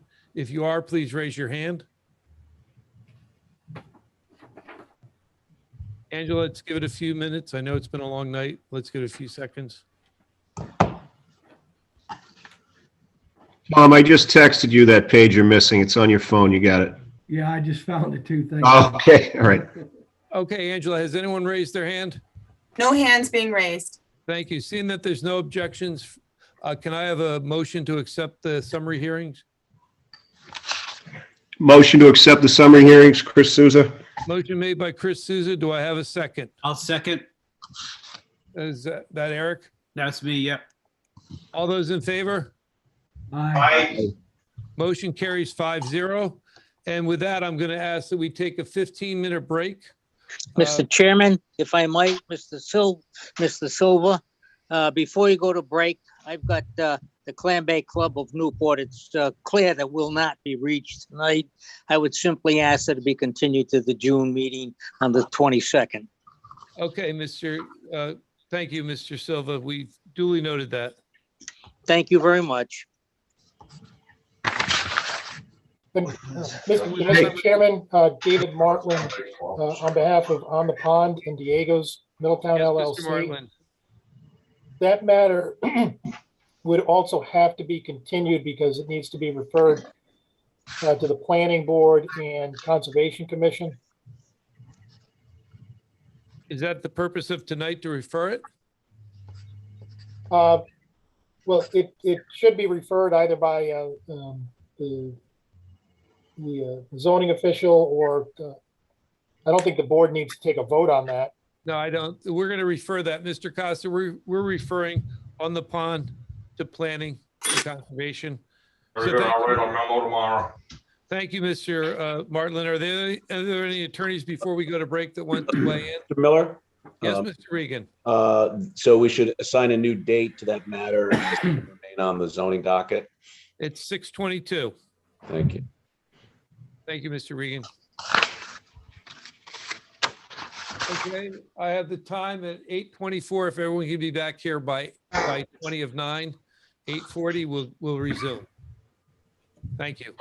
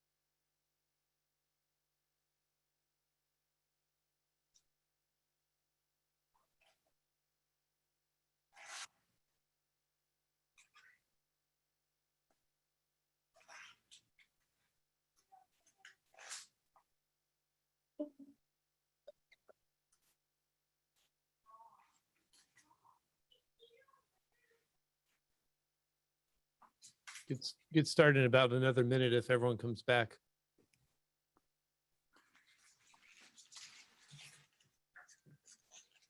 Hi, Nancy. So, just let you know, I'm back. I'm monitoring. Thanks. Mr. Costa, can you unmute?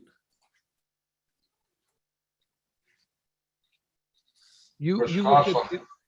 what availability do we have to have a special meeting in June?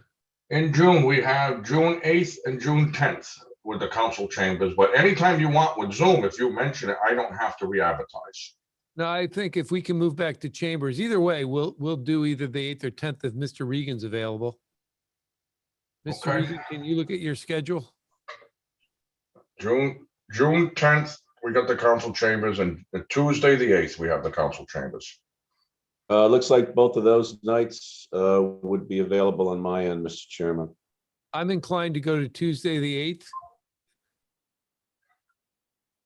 Because as I'm looking at the calendar, the agenda that's before me, I think we'll be lucky to reach the continued cases from April in the remainder time. We have until 10 p.m. tonight. And so I think what I'd ask is that if you're a new case, we're going to have a special meeting on the 8th of June, which is Tuesday, the 8th. I would also say that at the end of the, at closing of the meeting, just in case somebody's on break. But what I want to do is, I don't want people to hang on as much as I enjoy having people listen. Oh, yeah. To me talk. Get it out as much as you can. Yeah, so if you're a new petition and you're far down on that new petition list, there is a better than 50% chance that we're going to have to continue until the 8th. But we will do everything in our power to get through as much as we can tonight. And then if we don't reach you tonight, we will meet again on the 8th of June. My preference would be to have a live meeting in the council chamber, but that's really going to be up to the state of Rhode Island and the town of Middletown.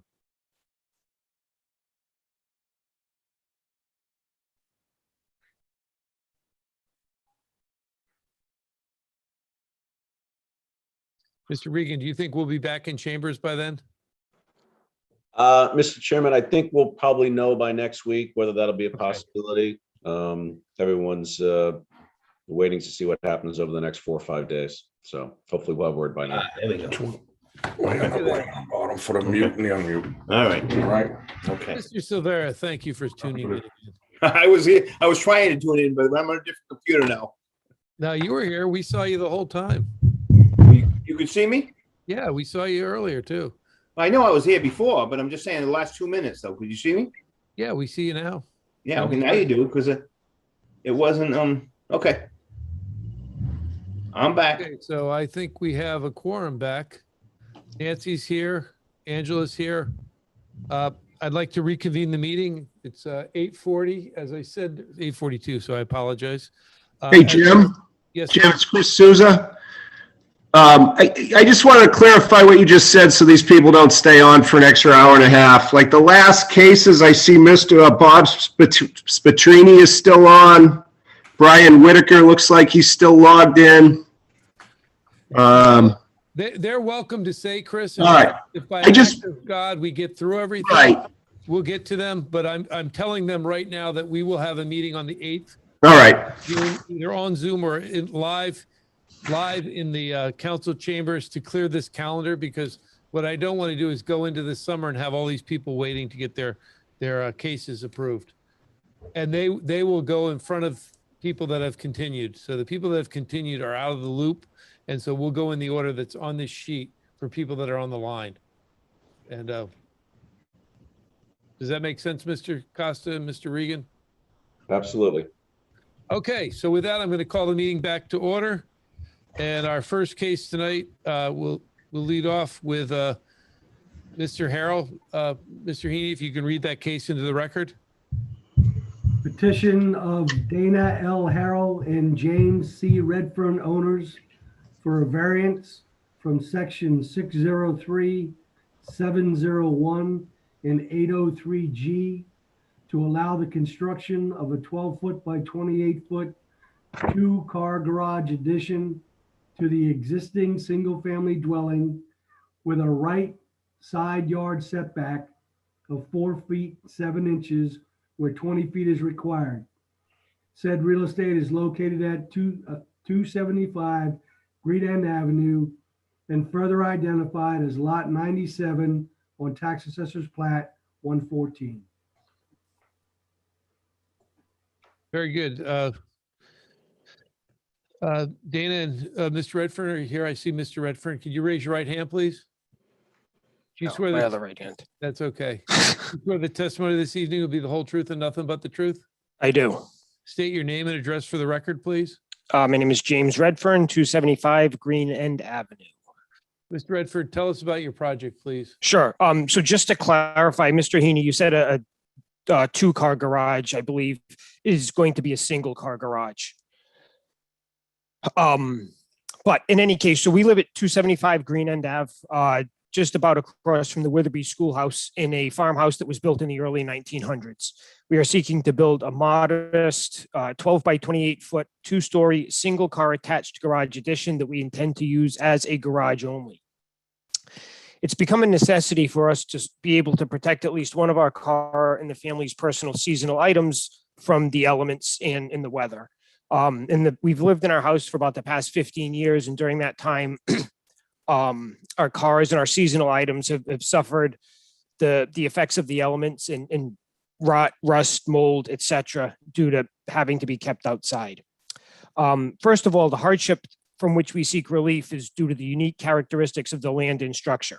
We did not build this house, and it was built without a garage before the existing ordinance. Therefore, the hardship is due to the unique characteristics of the land and the structure and not created by us, as we bought the house in this way.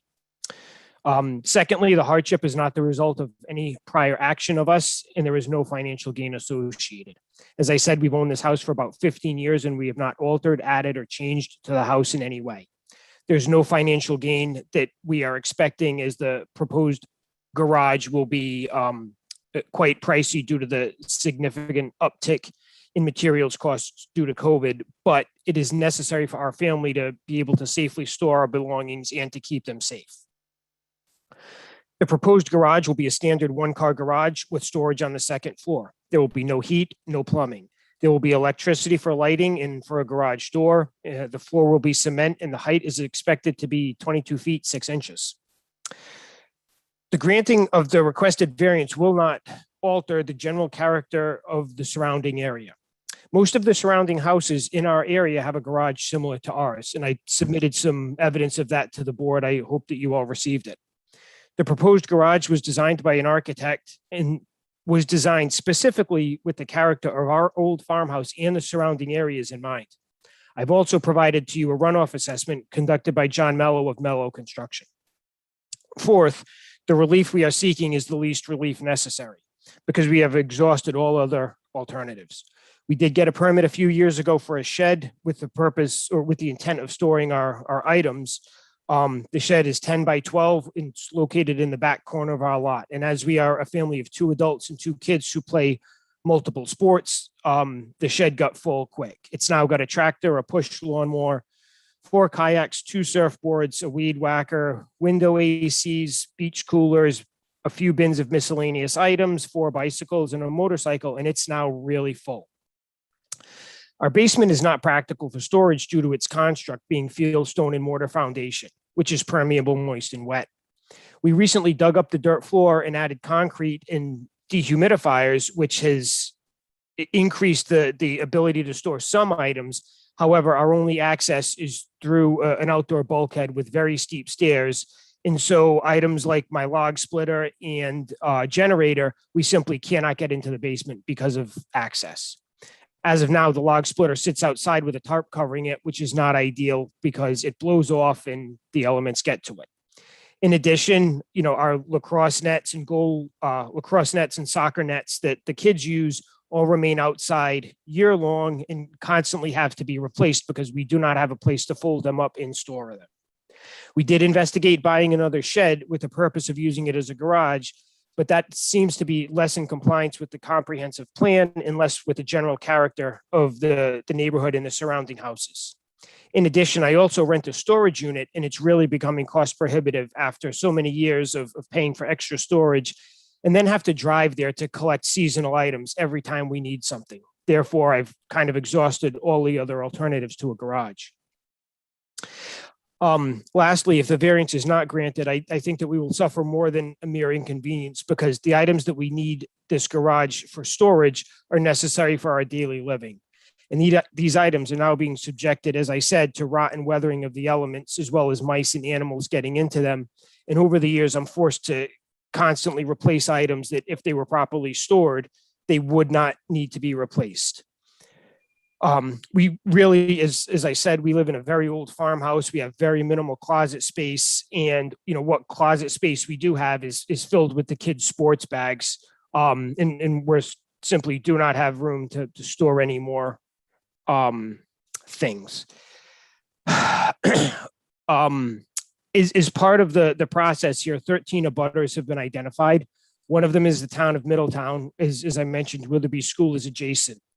Another abutter, Mr. John Hatch, is recently deceased, according to Google. And I have personally spoken with all the remaining abutters, and none of them have any objections or concerns about our garage, except for the Frigolas. And if it is okay with the board, I'd like to address their concerns now. Okay, or you can let them speak and then do it. So they haven't expressed any concerns, so. It was my understanding that they sent a letter expressing concerns. If they're going to read it tonight, let them read it, and then we can Okay. ask afterwards. That way we don't put the horse. Okay, Does anyone very on the good. board have any questions of Mr. Redfern? Mr. Redfern, I went by your property. I drive by it quite a bit. How wide is your lot?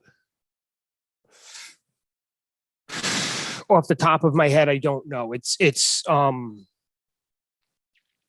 I do know that I've probably got in the ballpark of about 15 feet on either side of the house. Right. It seems like could the be. house is right in the middle, and it looks like it's about 50 feet or smaller. Yeah, that's correct. It's the house is definitely right in the middle. So, either side, I'm gonna have the same issue. Okay, thank you. Any other questions for Mr. Redfern? At this point, I'd like to open it up, and the Frigolas can speak if they're here. If not, we can read their letter into the record. Angela, can you see if the Frigolas are raising their hand?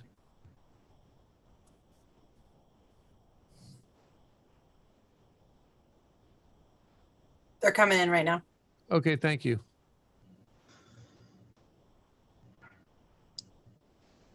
Ray, if you unmute and turn on your video, or you don't have to turn on your video if you don't have it. Oh, there you are. Hi, Hi, you're Ray Fergola, manager for Fergola Properties LLC, 267 Green End Avenue. your Good evening, camera's Mr. kind of high Good right evening, now. Mr. Chairman. Good evening. Can you raise your right hand, please? Do you swear your testimony this evening will be the whole truth and nothing but the truth? I do. Oh, good. Much better. State your name and address for the record. Ray Fergola, manager for Fergola Properties LLC, 267 Green End Avenue. Okay, can you address your issues with this project, please? Yes, in addition to the letters sent to the zoning board, I wanted to personally and strongly object to what we consider to be an egregious request for a variance. Zoning is put in place for a good reason. And although minor variances are understandable, this request goes far beyond good reason. James Redfern operates a tree business out of his house, and I have witnessed large quantities of wood stored on his property, where he splits wood and sells it by displaying it in front of his hedges on East Main Road. I question what the real purpose of such a large two-story building would be used for. Therefore, we believe this variance should not be granted. Thank you for listening. Thank you, Mr. Frigola. Mr. Costa, I have a quick question for you. Or actually, Mr. Redfern, you can address. Do you run a wood business out of your house? So I run a tree business. I park my truck at my home, as many people who work in any type of a business, state police officers do that. I have a wood stove in my home. I do split wood. The wood that sold is my 11-year-old son selling bundles of wood in the front yard for $8 a bundle. I do not sell cordwood at all. My son is selling bundles of wood. Mr. Costa, is that a violation of any zoning laws?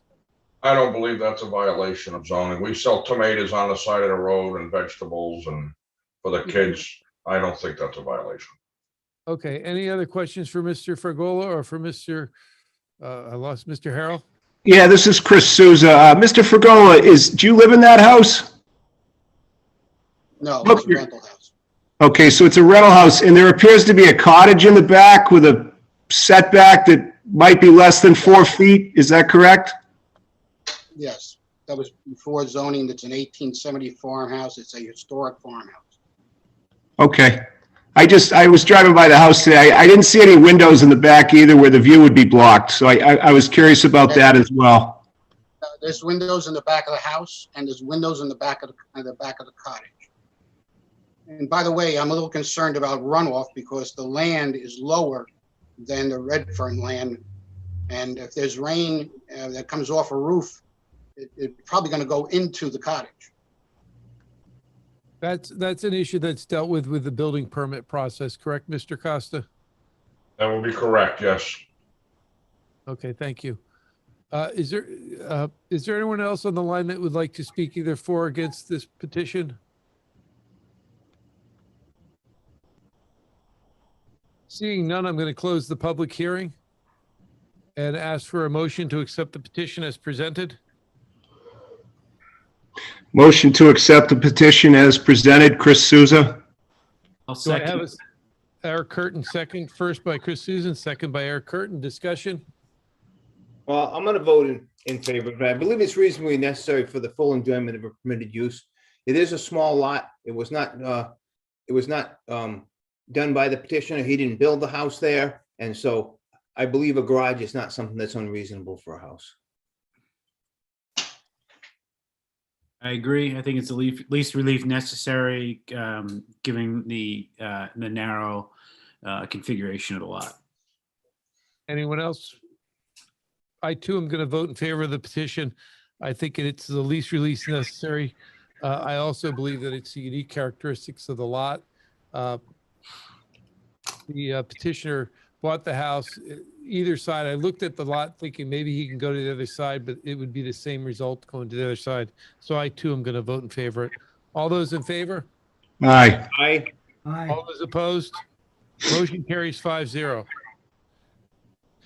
Mr. Heaney, can you read the next case, please? Well, The petition of Church Community Housing Corp. owners by their attorney Jeremiah Lynch Esquire for a variance from section 603 to demolish and construct a new single-family dwelling to be located 20.5 feet from Bloom Court where 40 feet is required. Said real estate is located at 15 Bloom Court and further identified as lot 102 on Tax Assessor's Plat 112. Before we go on, I just want to check one thing. I'm not sure where I live in relationship to that, so. He's on the opposite side of the road that's just up from you when you go into Old Airport Road. I didn't get a letter, so Yeah. 230, 230, 210, 25. You don't abut him, I don't believe. I'm just making sure. Nope, we can go forward. It's right before my house, so I am not in a butter, so I have no conflict. Mr. Lynch, welcome back. Thank you. It's good to be back. I know if we can, Mr. Christian Belden from Church Community, he's waiting to get admitted in, so if we could get him in. Angela, can you look for him, please? I see Christian, he's there. Okay. I'll go over this. This is a property owned by Church Community on Bloom Court. There is currently an existing single-family house on that lot. It's in pretty advanced stage of disrepair. The house is situated facing northwest to Bloom Court. The property is fronted on two sides, on the northwest and the southwest on Bloom Court. It's a corner lot. What the applicant is proposing to do is demolish the existing single-family structure, and they're going to build a new net zero single-family home almost on the exact same footprint. The orientation of the house is going to change from a northwest facing direction to the street to a north-south orientation to take advantage of the solar rays that are going to be on the roof. The corner of the house facing the northwest side of Bloom Court, that's at the existing setback. We're not encroaching any further onto the current setback. Then the setback on the southwest side towards Bloom Court, that's going to be set back a couple feet from what the existing setback is. There's a number of large trees and brush towards the, I guess, southeast of the property. We're trying to stay away from that because we are going to have a solar array on the roof, and those trees would obstruct the viability and the efficacy of the solar arrays on the roof. So we're trying to keep it in the current location on the existing footprint, but just orientating it to the north-south, and the lot coverage is going to decrease from what's there currently. Okay. Mr. Belden, could I swear you in, please? Raise your right hand. Do you swear the testimony this evening will be the whole truth and nothing but the truth? I do. State your name and address for the record. Christian Belden, 6 Newport Ave in Newport, Rhode Island. Thanks, Mr. Belden. Mr. Lynch, you want to do any? Yeah, Ms. Miller, if you just want to quickly just summarize what Church is trying to do on this site. Sure.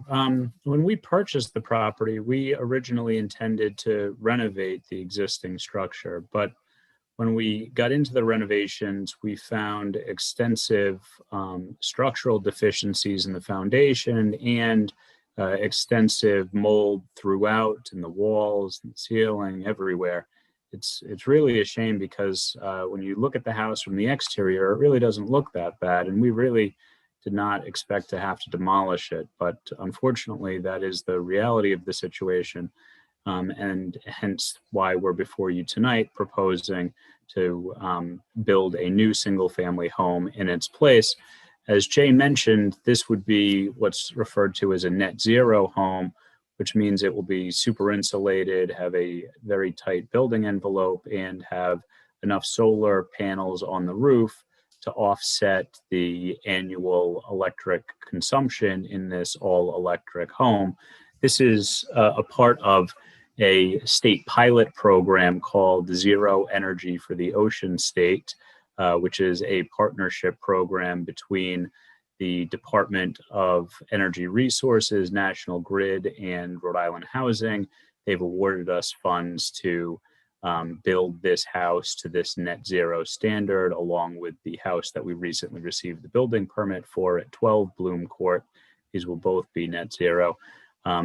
As Mr. Lynch has stated, the relief that we're requesting is simply because we're trying to replace the existing home and orient it so that it has that southern orientation for the solar panels, but we're not proposing to locate the new structure any closer to the streets than the previous structure had been. I don't know if there's any other information details that pretty I could straightforward. provide. Mr. Lynch, there'll be no increase in the coverage, lot coverage. It looks No, like there'll be a decrease in lot coverage. that's what it looks like. Okay, let me see if anyone on the board has any questions. I think it's a pretty straightforward petition. Yes, thank you. Is there anyone on the board that would like to ask a question either of Mr. Belden or of Mr. Lynch?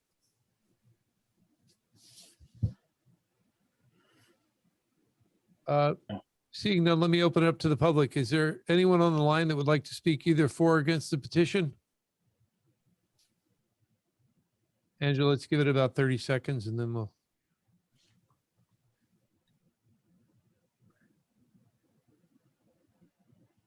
Okay, seeing none, I'd like to close the public hearing. First, can I have a motion to accept the petition as presented? I'll make the motion granting the petition. Tom Silvera made the first. Do I have a second? I'll second. Eric Curtin made the second. Discussion? I'm going to vote in favor. I believe it's reasonably necessary for the full enjoyment of a permitted use, which is a single-family house. Any other discussion? I'm probably the closest person to that property. And just a short aside, I bought my property in 1990, and 2 weeks later, my friend who owned that property prior to the church community sold it to the church community. And they've, for the last 30 years, they've been awesome members of the community. So I too am going to vote for it. I think it's a reasonable request and it's going to improve the property. If there's no other discussion, I'll call a vote. All those in favor? Aye. Aye. Motion carries 5-0. Thank you. Thank you Mr. all. And Thank you, Mr. Lynch. Chairman, thank you for the kind words. Oh, you're welcome. I'll prepare the decision, Mr. Chairman. Thank you, Mr. Lynch. Thank you. Have a good evening. If you can read the next one. And remember, we're continuing Sylvia and we're going down to Rafferty. Yeah, I got that. Okay, petition of Bridget A. Rafferty, owner, and La Petite Gourmand LLC, DBA The Power of Juice, and her personal representation, Jonathan Jeffries, for a special use permit from sections 2012 number 2 to allow a second sign on the east side of a building where one wall sign is allowed.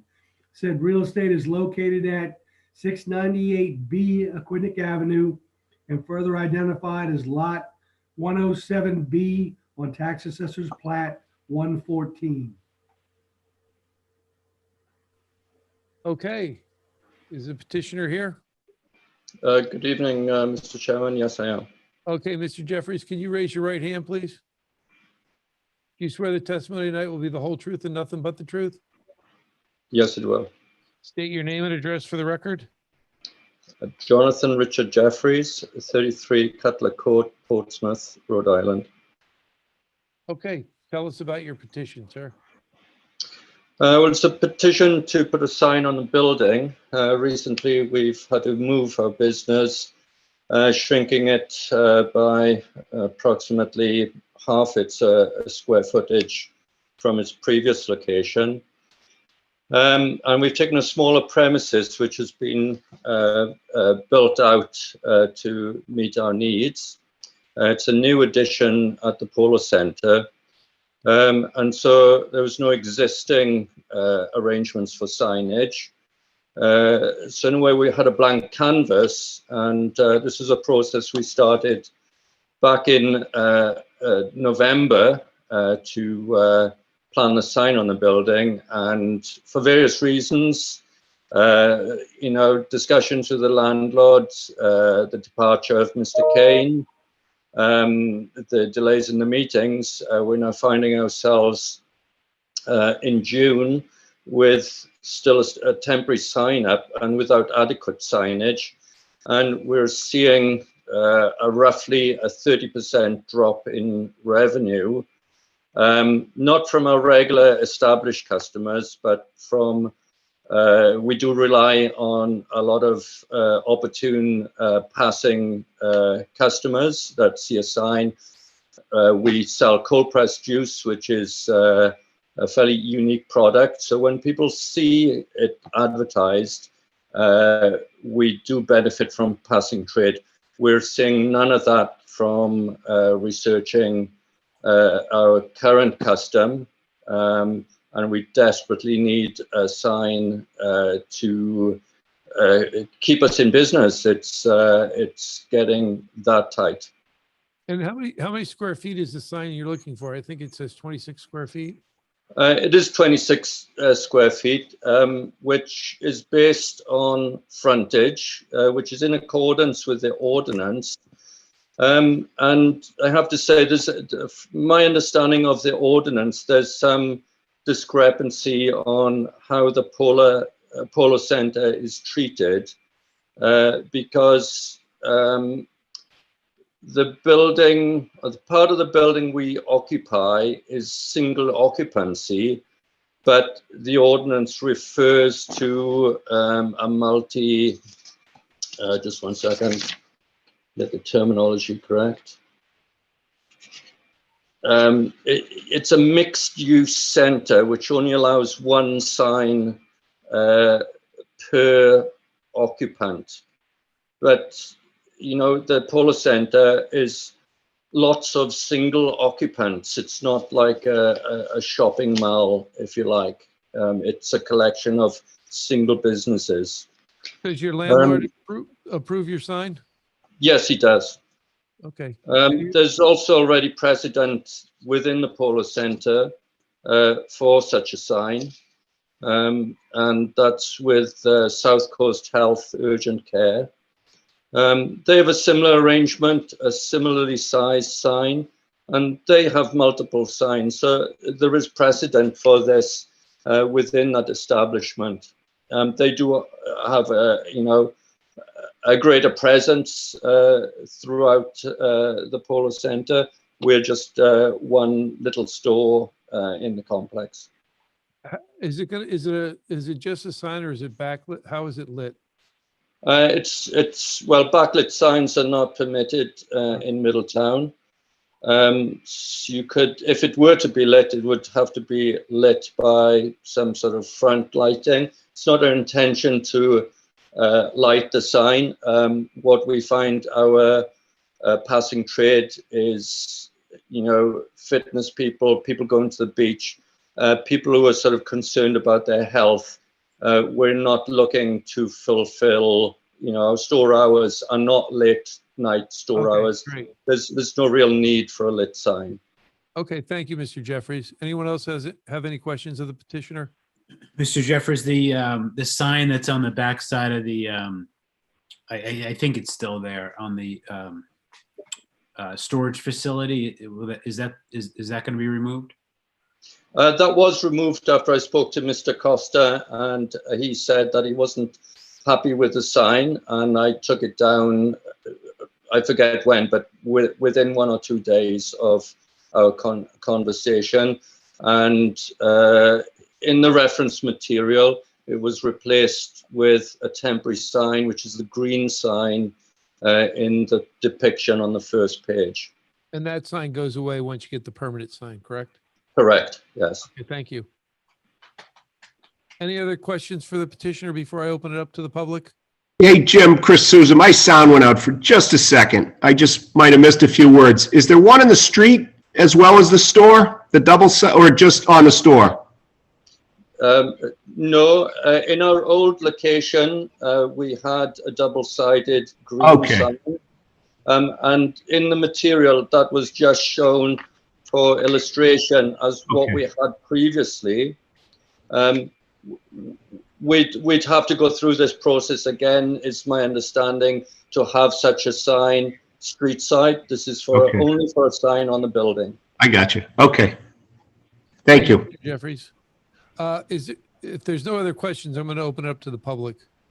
Is there anyone on the phone that would like to speak either for or against the petition for organic juice vegan market?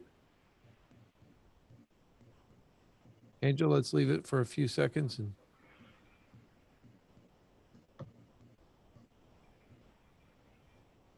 Seeing none, I'm going to close the public hearing. Can I have a motion to accept the petition as presented?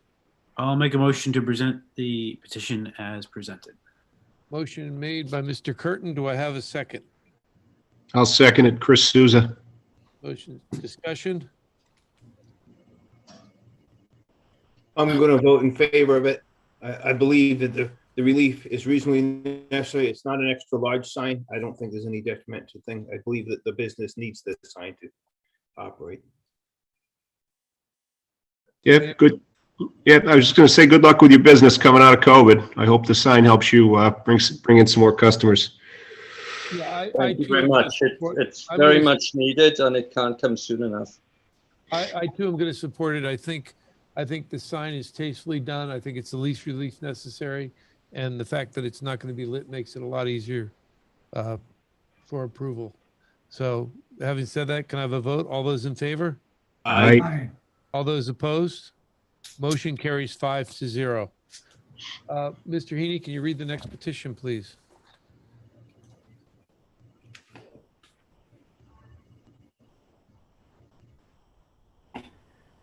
Petition of Daphne M. Fogg, owner, for a variance from section 603, 701, and 803G to construct the second floor dormer addition to existing garage of their single-family dwelling, resulting in a north side setback of 4 feet where 25 feet is required, and an east side setback of 4 feet 6 inches where 10 feet is required. Said real estate is at 19 Renfrew Avenue and further identified as Lot 253 on Tax Assessor's Plat 115 Southeast. Good evening, Ms. Fogg. Can you raise your right hand? Do you swear the testimony this evening will be the whole truth and nothing but the truth? I do. State your name and address for the record, please. My name is Daphne Fogg, and I live at 19 Renfrew Avenue in Middletown, Rhode Island. Can you tell us a little bit about your project, please? Yes, I've been living here since 2008, and the garage is actually starting to be in a little bit of disrepair. The front two doors that come down are old wooden garage doors, which have lovely windows, but unfortunately they're starting to rot out. I wanted to go up straight and basically not go out at all. But it's a subsized lot, so I need, I guess, the variance for request for the setbacks on both sides.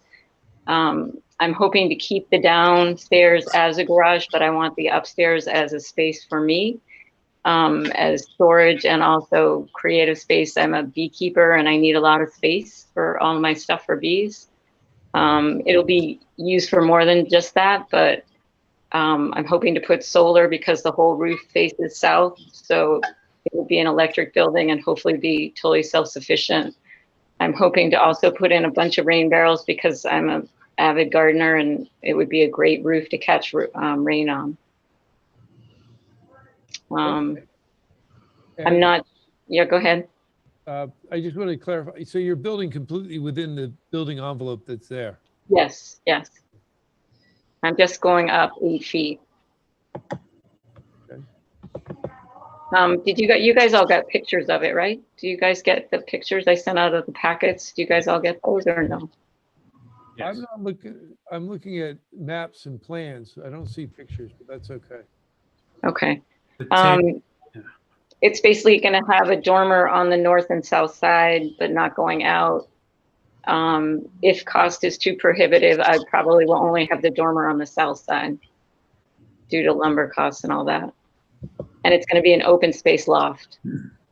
Jim, the pictures are in the first PDF at the tail end of it. Okay, thanks. I'll take a look at it. I'm trying to think of, I also have a college son, so it would be very nice for him to be able to go out there and have his friends out there, because it's actually a bigger space than my house. I can't think of. Are you planning to rent this space out at all above? No, I'm not, because I don't even think I can afford to bring in water and sewer. It doesn't have water. It has electricity now. I'm just going to use it as another space. I mean, my son could sleep out there without water and sewer. That would be, that wouldn't be a problem. He could have a bed out there, but I don't plan to rent it out at this point. No.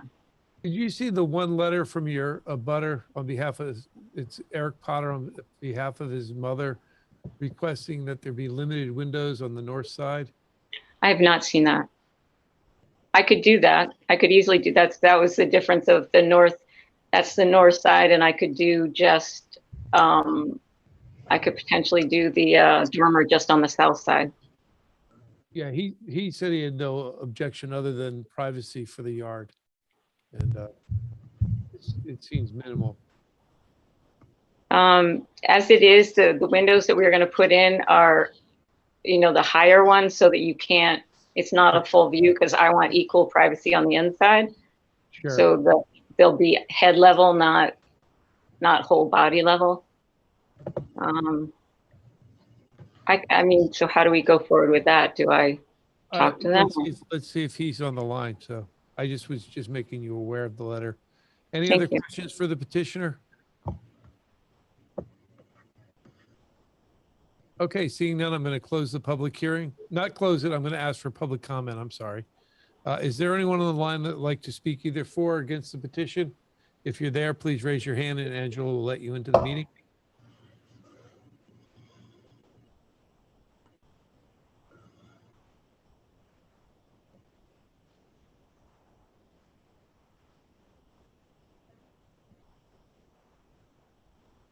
No hands. Okay, very good. So I'm going to close the public hearing at this point. Can I have a motion to accept the petition as presented? Motion to accept the petition as presented, Chris Souza. Do I have a second? I will second it. Discussion? I just wanted to say, I mean, this is something that I know I would routinely approve on the board, and it seems like Daphne's reasonable enough to work out the window situation with her neighbor. I don't think that she should give up anything. Sounds like they could work together. It sounds like the windows she's putting in might suffice anyways, given that they're high windows. Yeah, I will also point out that in the file, there's 2 letters in support of the project from a direct abutters. So I agree with you, Chris. I think that Daphne's made, she's done the right thing getting feedback from the neighbors. And so I too am going to support the project. Any other discussion? I'm going to support the project also. Thank you, Mr. Silvera. With that, I'd like to call a vote. All those in favor? Aye. Aye. All those opposed? Motion carries 5-0. Thank you very much. Good luck with your project. Thank you. You're welcome. The next petition, I believe, is going to be Carmen Foy, correct, Mr. Heaney? Because we continued Cardinal.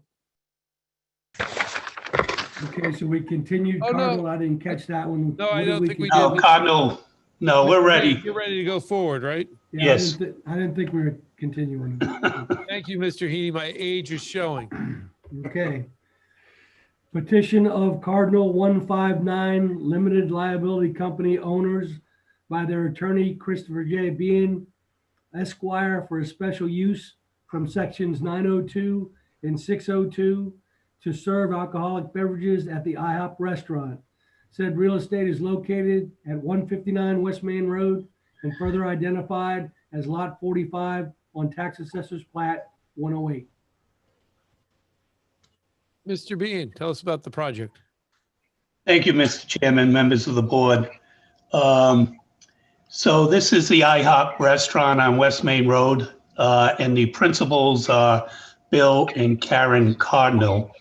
And I'm going to ask that Bill Cardinal is present to, I'll have him testify in a bit if he could be admitted. And they've been operating this IHOP for 22 years there. And because it's located in the office business district, the code requires a special use permit to serve alcoholic beverages. He'll explain shortly why he's looking to do that. What he's going to be asking the council for is actually a Class B limited license, which is only beer and wine. And that's just for some lunch and dinner service and brunch. So there won't be a bar in there and no new construction. So I know it's late, so I'll just ask at this time if I could call Mr. Cardinal if can be admitted. Yep. Mr. Cardinal, can you raise your right hand, please? Sure can. Do you testify that your testimony this evening will be the whole truth and nothing but the truth? I do, yes. State your name and address for the record. My name is William J. Cardinal, 21 Cul-de-sac Way in Portsmouth, Rhode Island. Thank you. Go ahead, Mr. Bean. Thank you, Mr. Chairman. Mr. Cardinal, so you and your wife, Karen, have been operating this IHOP for some 22 years at this location, is that right? That is correct, Chris. And actually, you're not new to operation of IHOPs. You have 3 others that you also operate in the state, is that right? That is also correct, yes. So can you just tell the board why you're looking to now serve alcoholic beverages? More specifically, we're looking just for a beer and wine license. IHOP is rolling out a national program and asking their franchisees to serve this to our loyal customers that we have right now. So, and you've also, many of your customers from time to time will ask for a beer at lunch or at dinner, or a glass of wine, or if at brunch for a mimosa type of drink. Is that correct? That is correct, yes. So, all right, now this, there's going to be no bar constructed in the restaurant. Is that correct? Yeah, we don't look at getting into bar service, or if I can elaborate a little bit on that, we're not looking to serve hot alcohol or anything of that nature. And so it'll just be table service. Is that correct? Correct, table service, bar the service, yes. No new construction needed for to start this service. Is that correct? That is correct. No new service. No. And I think you submitted a menu. We submitted a menu with the applications show Showing the the service national of program. 4 types of beers and only a couple of brands of wine. Is that correct? Correct. Very limited. All right. And you don't foresee any significant increase in patronage, do you? No, I think it's just more, it's going to be giving out local regular guests what they've been asking for over the years.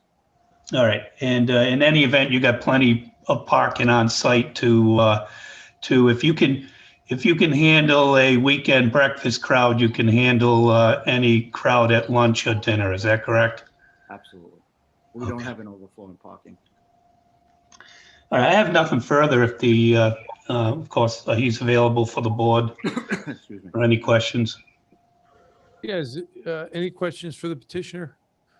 Just a question of curiosity. Can you serve a Bloody Mary in the morning? And I'm serious. Coming out of COVID, you probably want to get your ticket prices up. Is this license restricted time-wise and beverage-wise? Yes, it's a, well, I'll leave it to Mr. Regan, but I would tell you that, yes, it is, in terms of a regular Class B license. Okay. Certain hours, but it could be served, Class BL can serve from 6 a.m. to 1 a.m. And there are certain hours on, I believe it starts on noon on Sunday. There are some exceptions for brunch type of drinks. Mr. Regan, just a point of order. We approve it and then it gets issued by the town council, correct? That's correct. This is the first step in the process, since a restaurant with a liquor license is considered to be a separate use from a restaurant without one. So this is the first stage. If it's approved here, then it needs to go to the council, and some of these questions with regard to what is being served, hours of operation will also be addressed by the council at that time. Okay, thank you, Mr. Regan. Any other questions of the petitioner or Mr. Bean?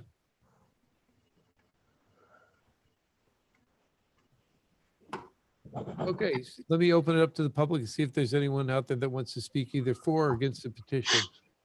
Is there anyone on the line that would like to speak either for or against the petition at IHOP on West Main Road?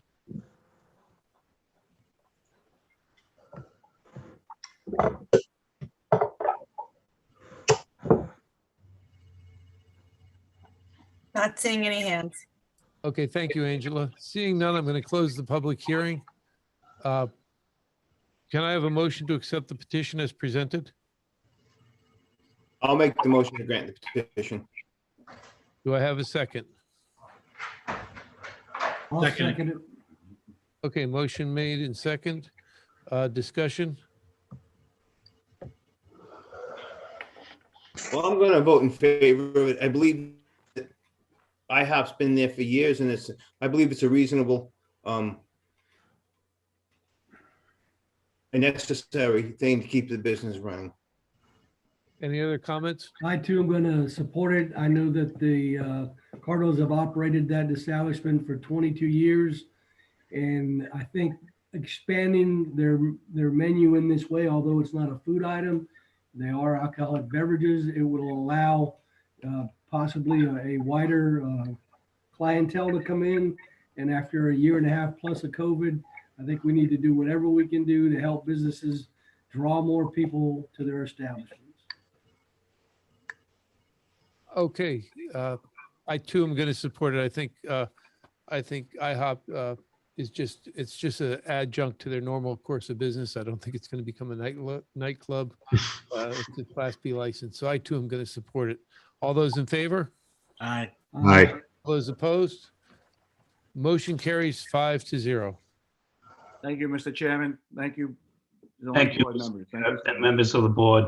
Thank you. Thank you. Next petition.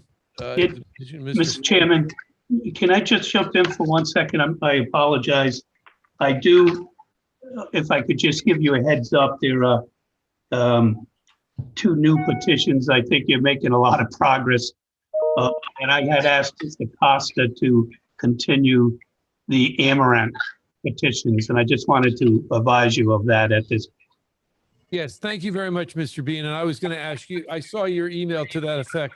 And I was Okay, gonna and ask you, I think your petition would take the balance of the meeting and some of the next, so I'm going to Yes. continue it anyway. Yeah, could we request June 22nd, though? I know you're making June 8th available, but No, I June don't think we- 22nd is fine. thank you, sir. Mr. Bean. Enjoy your evening. You too, thank you. Thank you. Mr. Heaney, if you could read the next petition.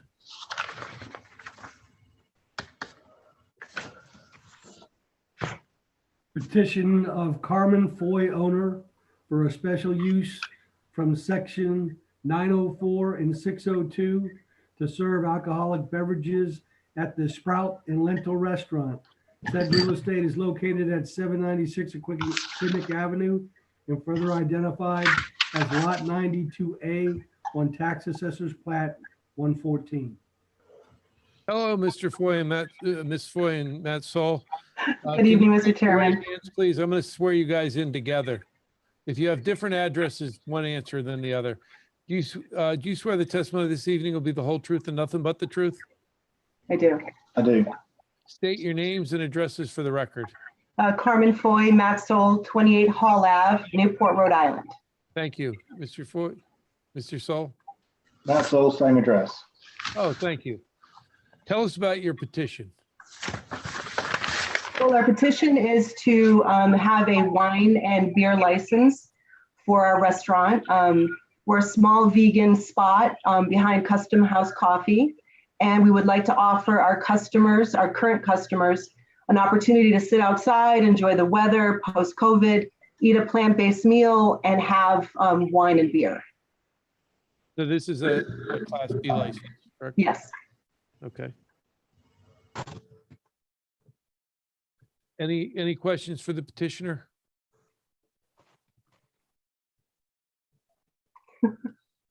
Okay, I have a question for Mr. Costa. Mr. Costa, if memory serves me right, there's already, at that same address, there's a license at the cigar bar, correct?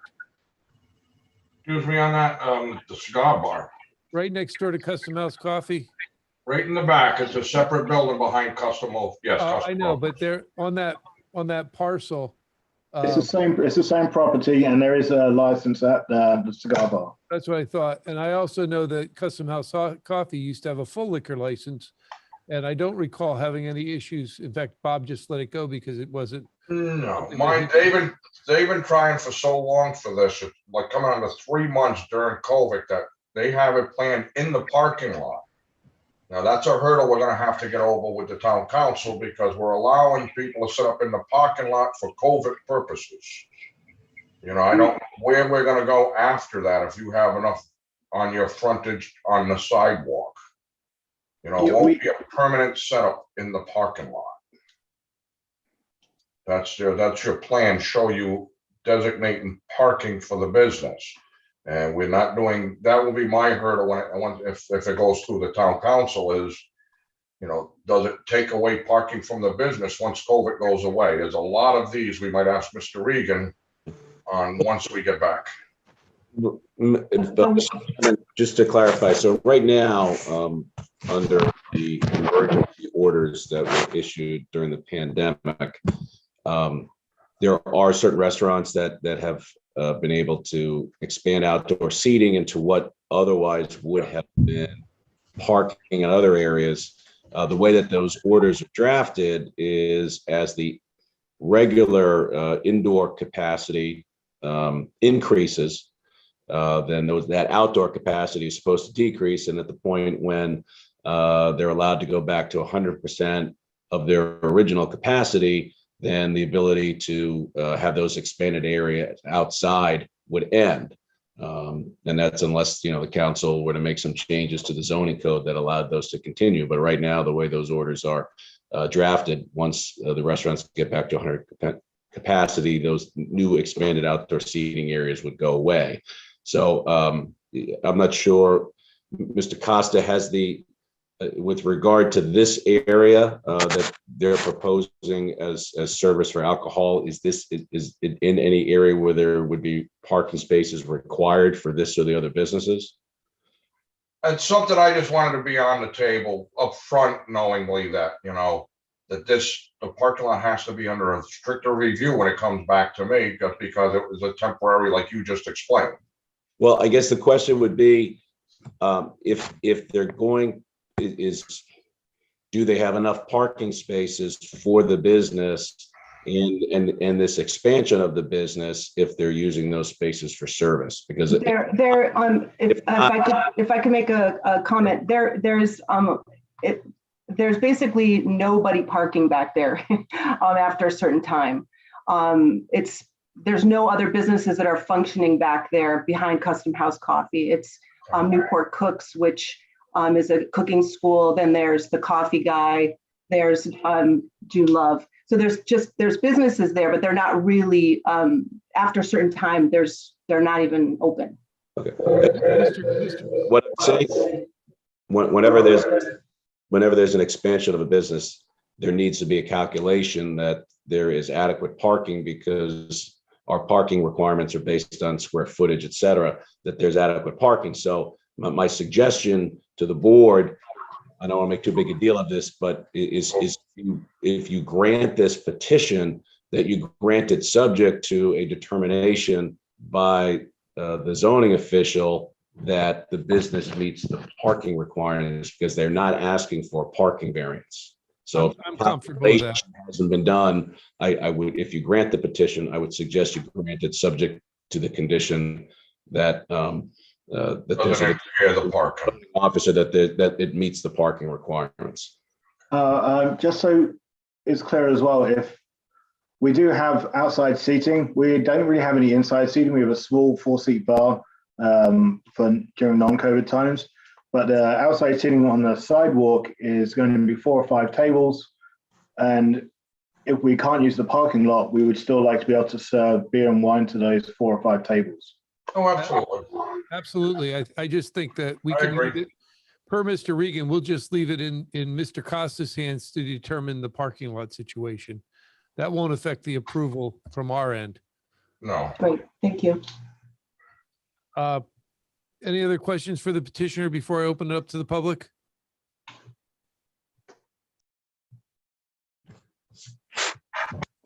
Let me ask then, is there anyone on the line that would like to speak either for or against the petition? Let's give it a few seconds.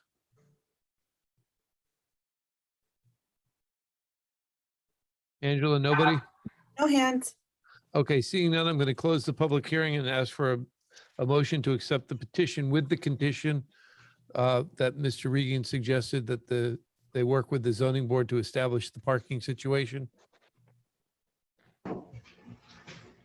Motion to approve the application, Chris Souza, subject to the determination of the building inspector that there's that he determines that there's sufficient parking. Do I have a second? I'll second the motion.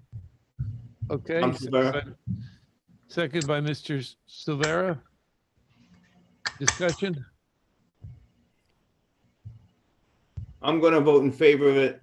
I believe that it's reasonably necessary to operate the business with. Yeah, I too. It's a special use permit. I believe it meets the 5 criteria of the special use permit. I don't think it's going to be a hazard to the public. I don't think there'll be a diminution of property values.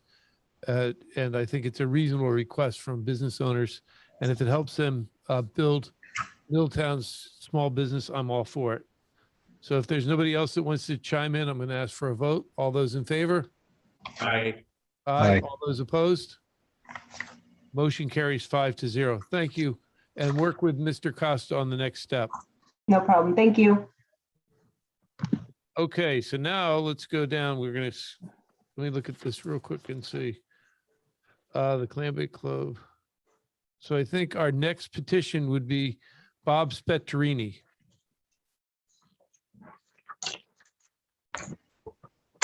Mr. Spetterini, are you still on the phone? Ah, there he just popped up. Mr. Heaney, could you read that into the record? Petition of Bob Spectrini, owner, for a variance from sections 603, 701, and 803 to construct a 206 square foot raised masonry patio resulting in a corner front yard setback of 1 foot where 40 feet is required. Said real estate is at 104 Walcott Avenue and further identified as Lot 70 on Tax Assessor's Plat 121 Northwest. Good evening, Mr. Spetterini. Can you raise your right hand, please? Do you swear the testimony this evening will be the whole truth and nothing but the truth? I do. State your name and address for the record, please. Robert Spetrini Jr. at 104 Wolcott in Middletown. Tell us about your petition. Hi. First off, thank you for your time. I guess hanging in there paid off for me. I didn't think I was going to make it tonight. But the project is for a patio on the northern side of our house. We're on the corner of Wolcott and Reservoir. The purpose is just to have some outdoor space. It's a non-conforming lot. We didn't build the house, so we just want to enjoy our yard. We're full-time residents, so it will be for our use only with no financial gain. We won't be renting out the property. In full transparency, I want to be forthcoming. We didn't think we would need a variance. We have a permit for the fence, and Mr. Costa was nice enough to help us with questions prior to the project. The full transparency part is while Mr. Costa gave us a little direction, we were unclear on the definition of a structure. The design that you see, you have a picture for on the side of the house was originally in wood, and we misinterpreted the direction to mean that this would just apply to a deck. And if this were flat to the ground, this would be within all the setbacks, distance from the corner, wouldn't block any visibility. But we changed the design to a paver and elevated it 7 inches. And we thought we were in compliance, but then we found out while we weren't sure it's still even a structure, we wanted to do what we needed to and come by the board. So the variance is for the 7-inch elevation of the center portion of this patio that you see that is raised. So you have an elevation view as well, and you can see that 200 square feet from the front of the house, approximately halfway through. So that is the petition, or the reason for our appearance today. Okay. Any questions for the petitioner? The line around the outside, that's a fence, so this is going to be behind a fence? Yeah, so the line, I've got a couple of documents. We have a red line, that's the property line, but we have a line around the patio, which will go approximately from the front of the the steppers you see on the way into the house on the west side, and it will go to the back of the house. So the whole area will be fenced in to protect people on the patio and the neighbors. We've also put in corner planters that would add as some protection as well. Okay. Any other questions for the petitioner?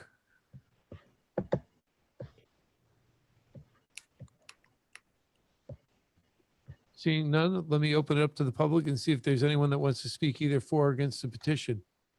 Is there anyone on the line that would like to speak either for or against the petition located at 104 Walcott Avenue?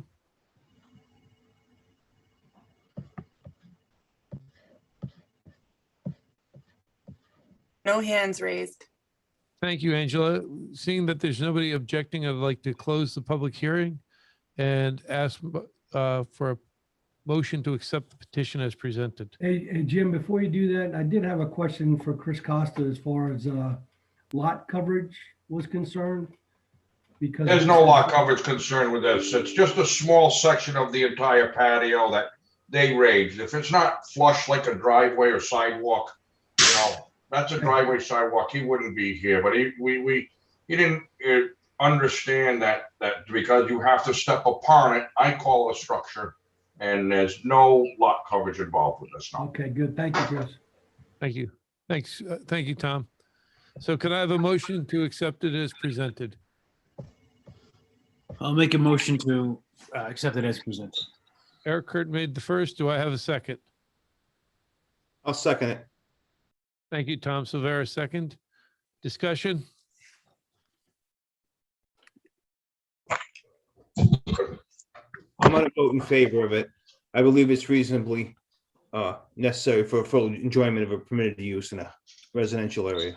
Yeah, I too am going to support the petition. I think a 7-inch block patio in that area is His property.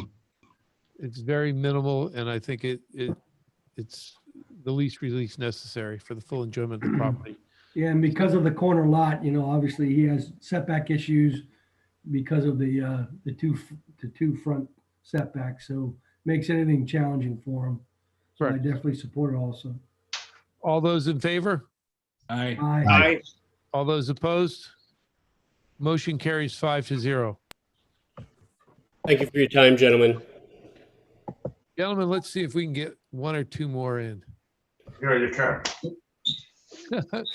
Chris, you're not supposed to give your opinions. I know. I'm gonna. Mr. Heaney, if you That can read big the next special meeting.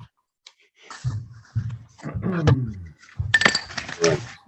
So the next one is petition of Linda S. and Brian Whitaker, owners, for a variance from section 603, 701, 803G to construct a 12-foot by 22-foot, one-story bedroom addition with a front yard setback of 30 feet where 40 feet is required, and a rear yard setback of 50 feet where 60 feet is required. Said real estate is located at 156 Prospect Avenue and further identified as Lot 66 on Tax Assessor's Plat 121 Northwest. Hi, Linda. Can you raise your right hand, Linda and Brian? Yes. Do you swear the testimony this evening will be the whole truth and nothing but the truth? Yes. Yes. State your name and address for the record, please. Linda Whitaker, 156. 156 Prospect Ave. Brian Whitaker, 156 Prospect Avenue. Great. Tell us about your petition tonight. So we live in a 2-bedroom, 1-bathroom house. And we want to put an addition on the side so we can have a bathroom and a bedroom on the first floor as we're getting older. So we're asking for a setback of 30 feet instead of 40. Nope. What? Yeah. Yeah. 30 feet instead of 40. Yeah, so we're just trying to make our lives a little bit easier as we get older. We don't want to move out of Middletown. Yeah, also we're gonna install a utilities laundry on this floor rather than down to the basement. Yeah, it looks like your existing home already already sets within the, you're not increasing any setback relief. No, nope, So- not at all. Yeah, I just want to point that out because as I look at the plan, you're building in the existing envelope, so the relief you're asking for is because of where your house is positioned. Correct. Okay, thank you. Any questions of the petitioner? Not to rush it along, but I'm going to open it up to the public and see if there's anyone on the line that would like to speak either for or against the petition. Angela, if we can give it a couple seconds.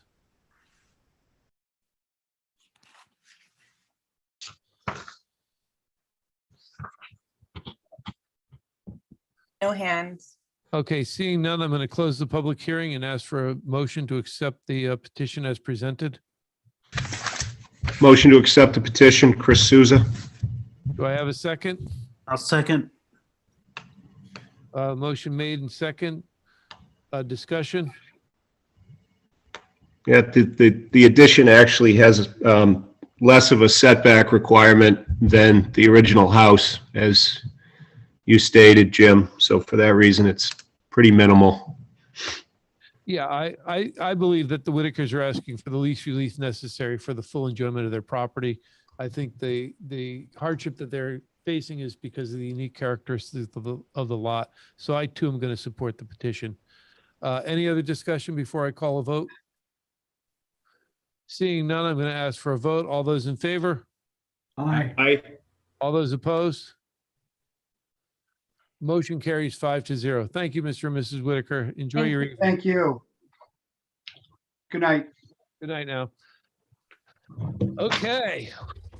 Mr. Heaney, could you read the next one? Petition of Gene Gardella, excuse me, owner for a variance from sections 602 and 701 to construct the 6-foot by 31.5-foot covered front porch, resulting in a 22-foot front yard setback where 25 feet is required. Said real estate is located at 15 Donald Drive and further identified as Lot 25 on Tax Assessor's Plat 107 Northwest. Ian, are you there? Yes, I am. Can you raise your right hand, even though we can't see you? This is Right hand is raised. Okay. Do you swear the testimony this evening will be the whole truth and nothing but the truth? I do. State your name and address for the record, please. Gene Gardella, 15 Donald Drive. Okay. Tell us a little bit about your petition. So the petition is for a farmer's porch to be constructed on the front of the house. It would be a 6-foot wide farmer's porch with a 1-foot overhang. It would go the entire length of the front of the house. At one point in time, the garage was converted to a family room and a garage was added on. It would not include that portion. It's just the main portion of the house that the farmer's porch would be constructed. Currently, right now, there are some stone steps which are at the front door. Those stone steps would remain, and 2 wooden platforms would be built on either side of the stone steps to cover the front of the house, but then the roof would cover the entire length of the porch, of the entire porch, to include the underneath the front steps. So it's approximately 31.5 feet, again, 6 foot wide. Would require about a 3-foot variance, giving about 22 feet of relief from the property line. Okay. Does anyone have any questions for the petitioner? No, I think it was very well explained. Okay. Thank you, Ms. Gardella. Let me open up to the public and see if there's anyone that would like to speak either for or against the petition.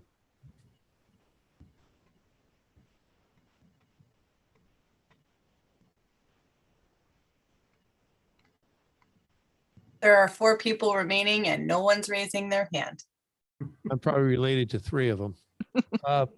Okay, so I'm going to close the public hearing and ask for a motion to accept the petition as presented. I'll make the motion to grant the petition. Tom Silvera makes the first. Do I have a second? I'll second it. Eric Curtin made the second. Discussion? I'm going to vote in favor. I believe it's a reasonable thing, or a reasonable,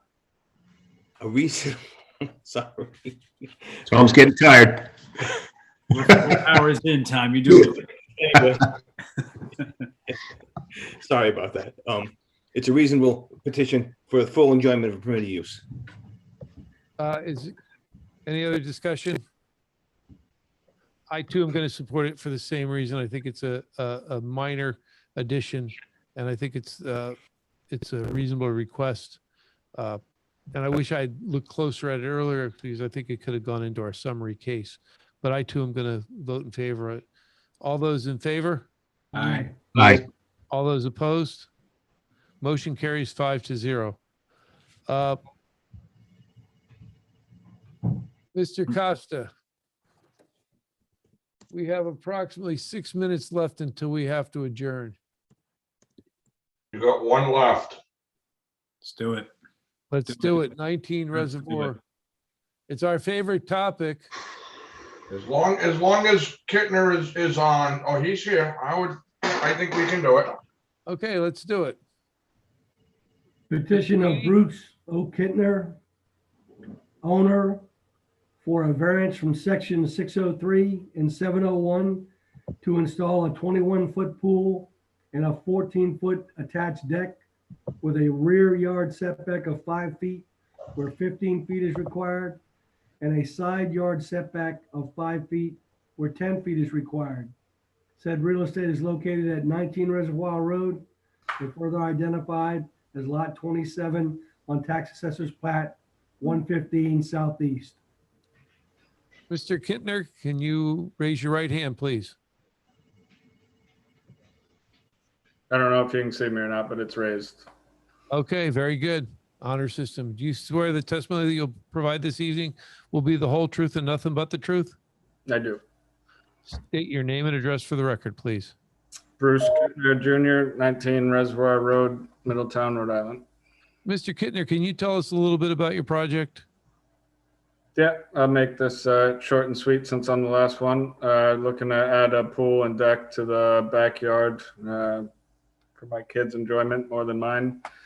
My existing property is narrower.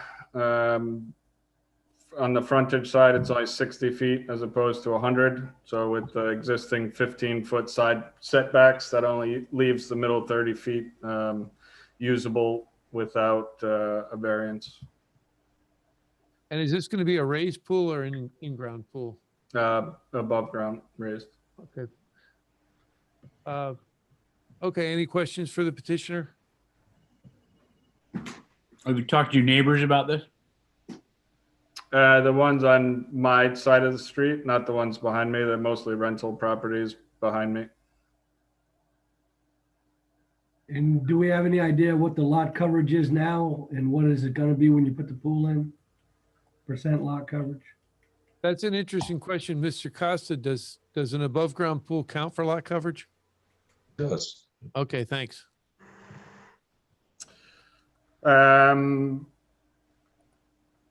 No, I could figure it out. Does a flat patio that's level with the ground cover for lot coverage or count as lot coverage? Patio you step on is lot coverage. If it's flush with the grade on one side, like a driveway is, it does not count as lot coverage. All right, so my existing patio is flush on all sides. So that would not count. I'm sure that I'm below the 25%. Yeah, I think if we approve it tonight, we can approve it contingent on Mr. Costa, that there's no relief necessary for lot coverage. Okay, That good. would be my recommendation, Mr. Chairman. Thank you, Mr. Regan. If there's no other questions of the petitioner, I'm going to open up and see if anyone wants to speak either for or against the petition. Okay, if you're on the line at 10 o'clock at night and you'd like to speak either for or against the petition at 19 Reservoir, please raise your hand and Angela will let you in the meeting.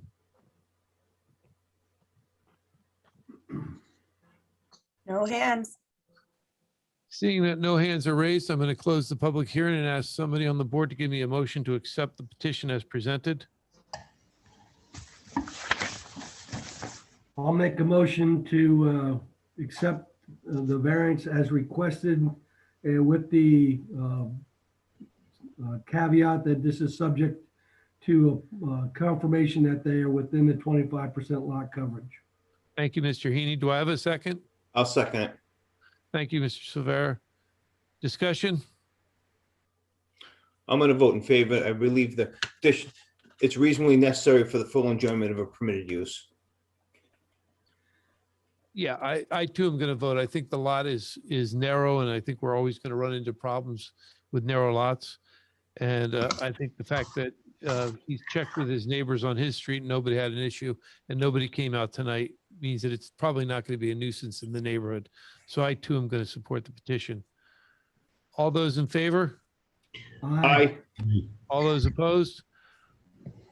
Motion carries 5-0. It is now 9:59 PM, and I hereby ask for a motion to adjourn the meeting. Do I have one? Aye. Motion made by Mr. Souza. Do I have a second? I'll second it. Motion made and seconded. The meeting is now adjourned, and for everyone's knowledge, there will be no special meeting in June. We plowed through. So thank Mr. Costa and Angela for having everything prepared so well, and you get your Tuesday night back. Good night. Thanks, guys. Good night, everyone. Good night. Good Night. work, guys. Night. Tom, don't hit my house on the way home.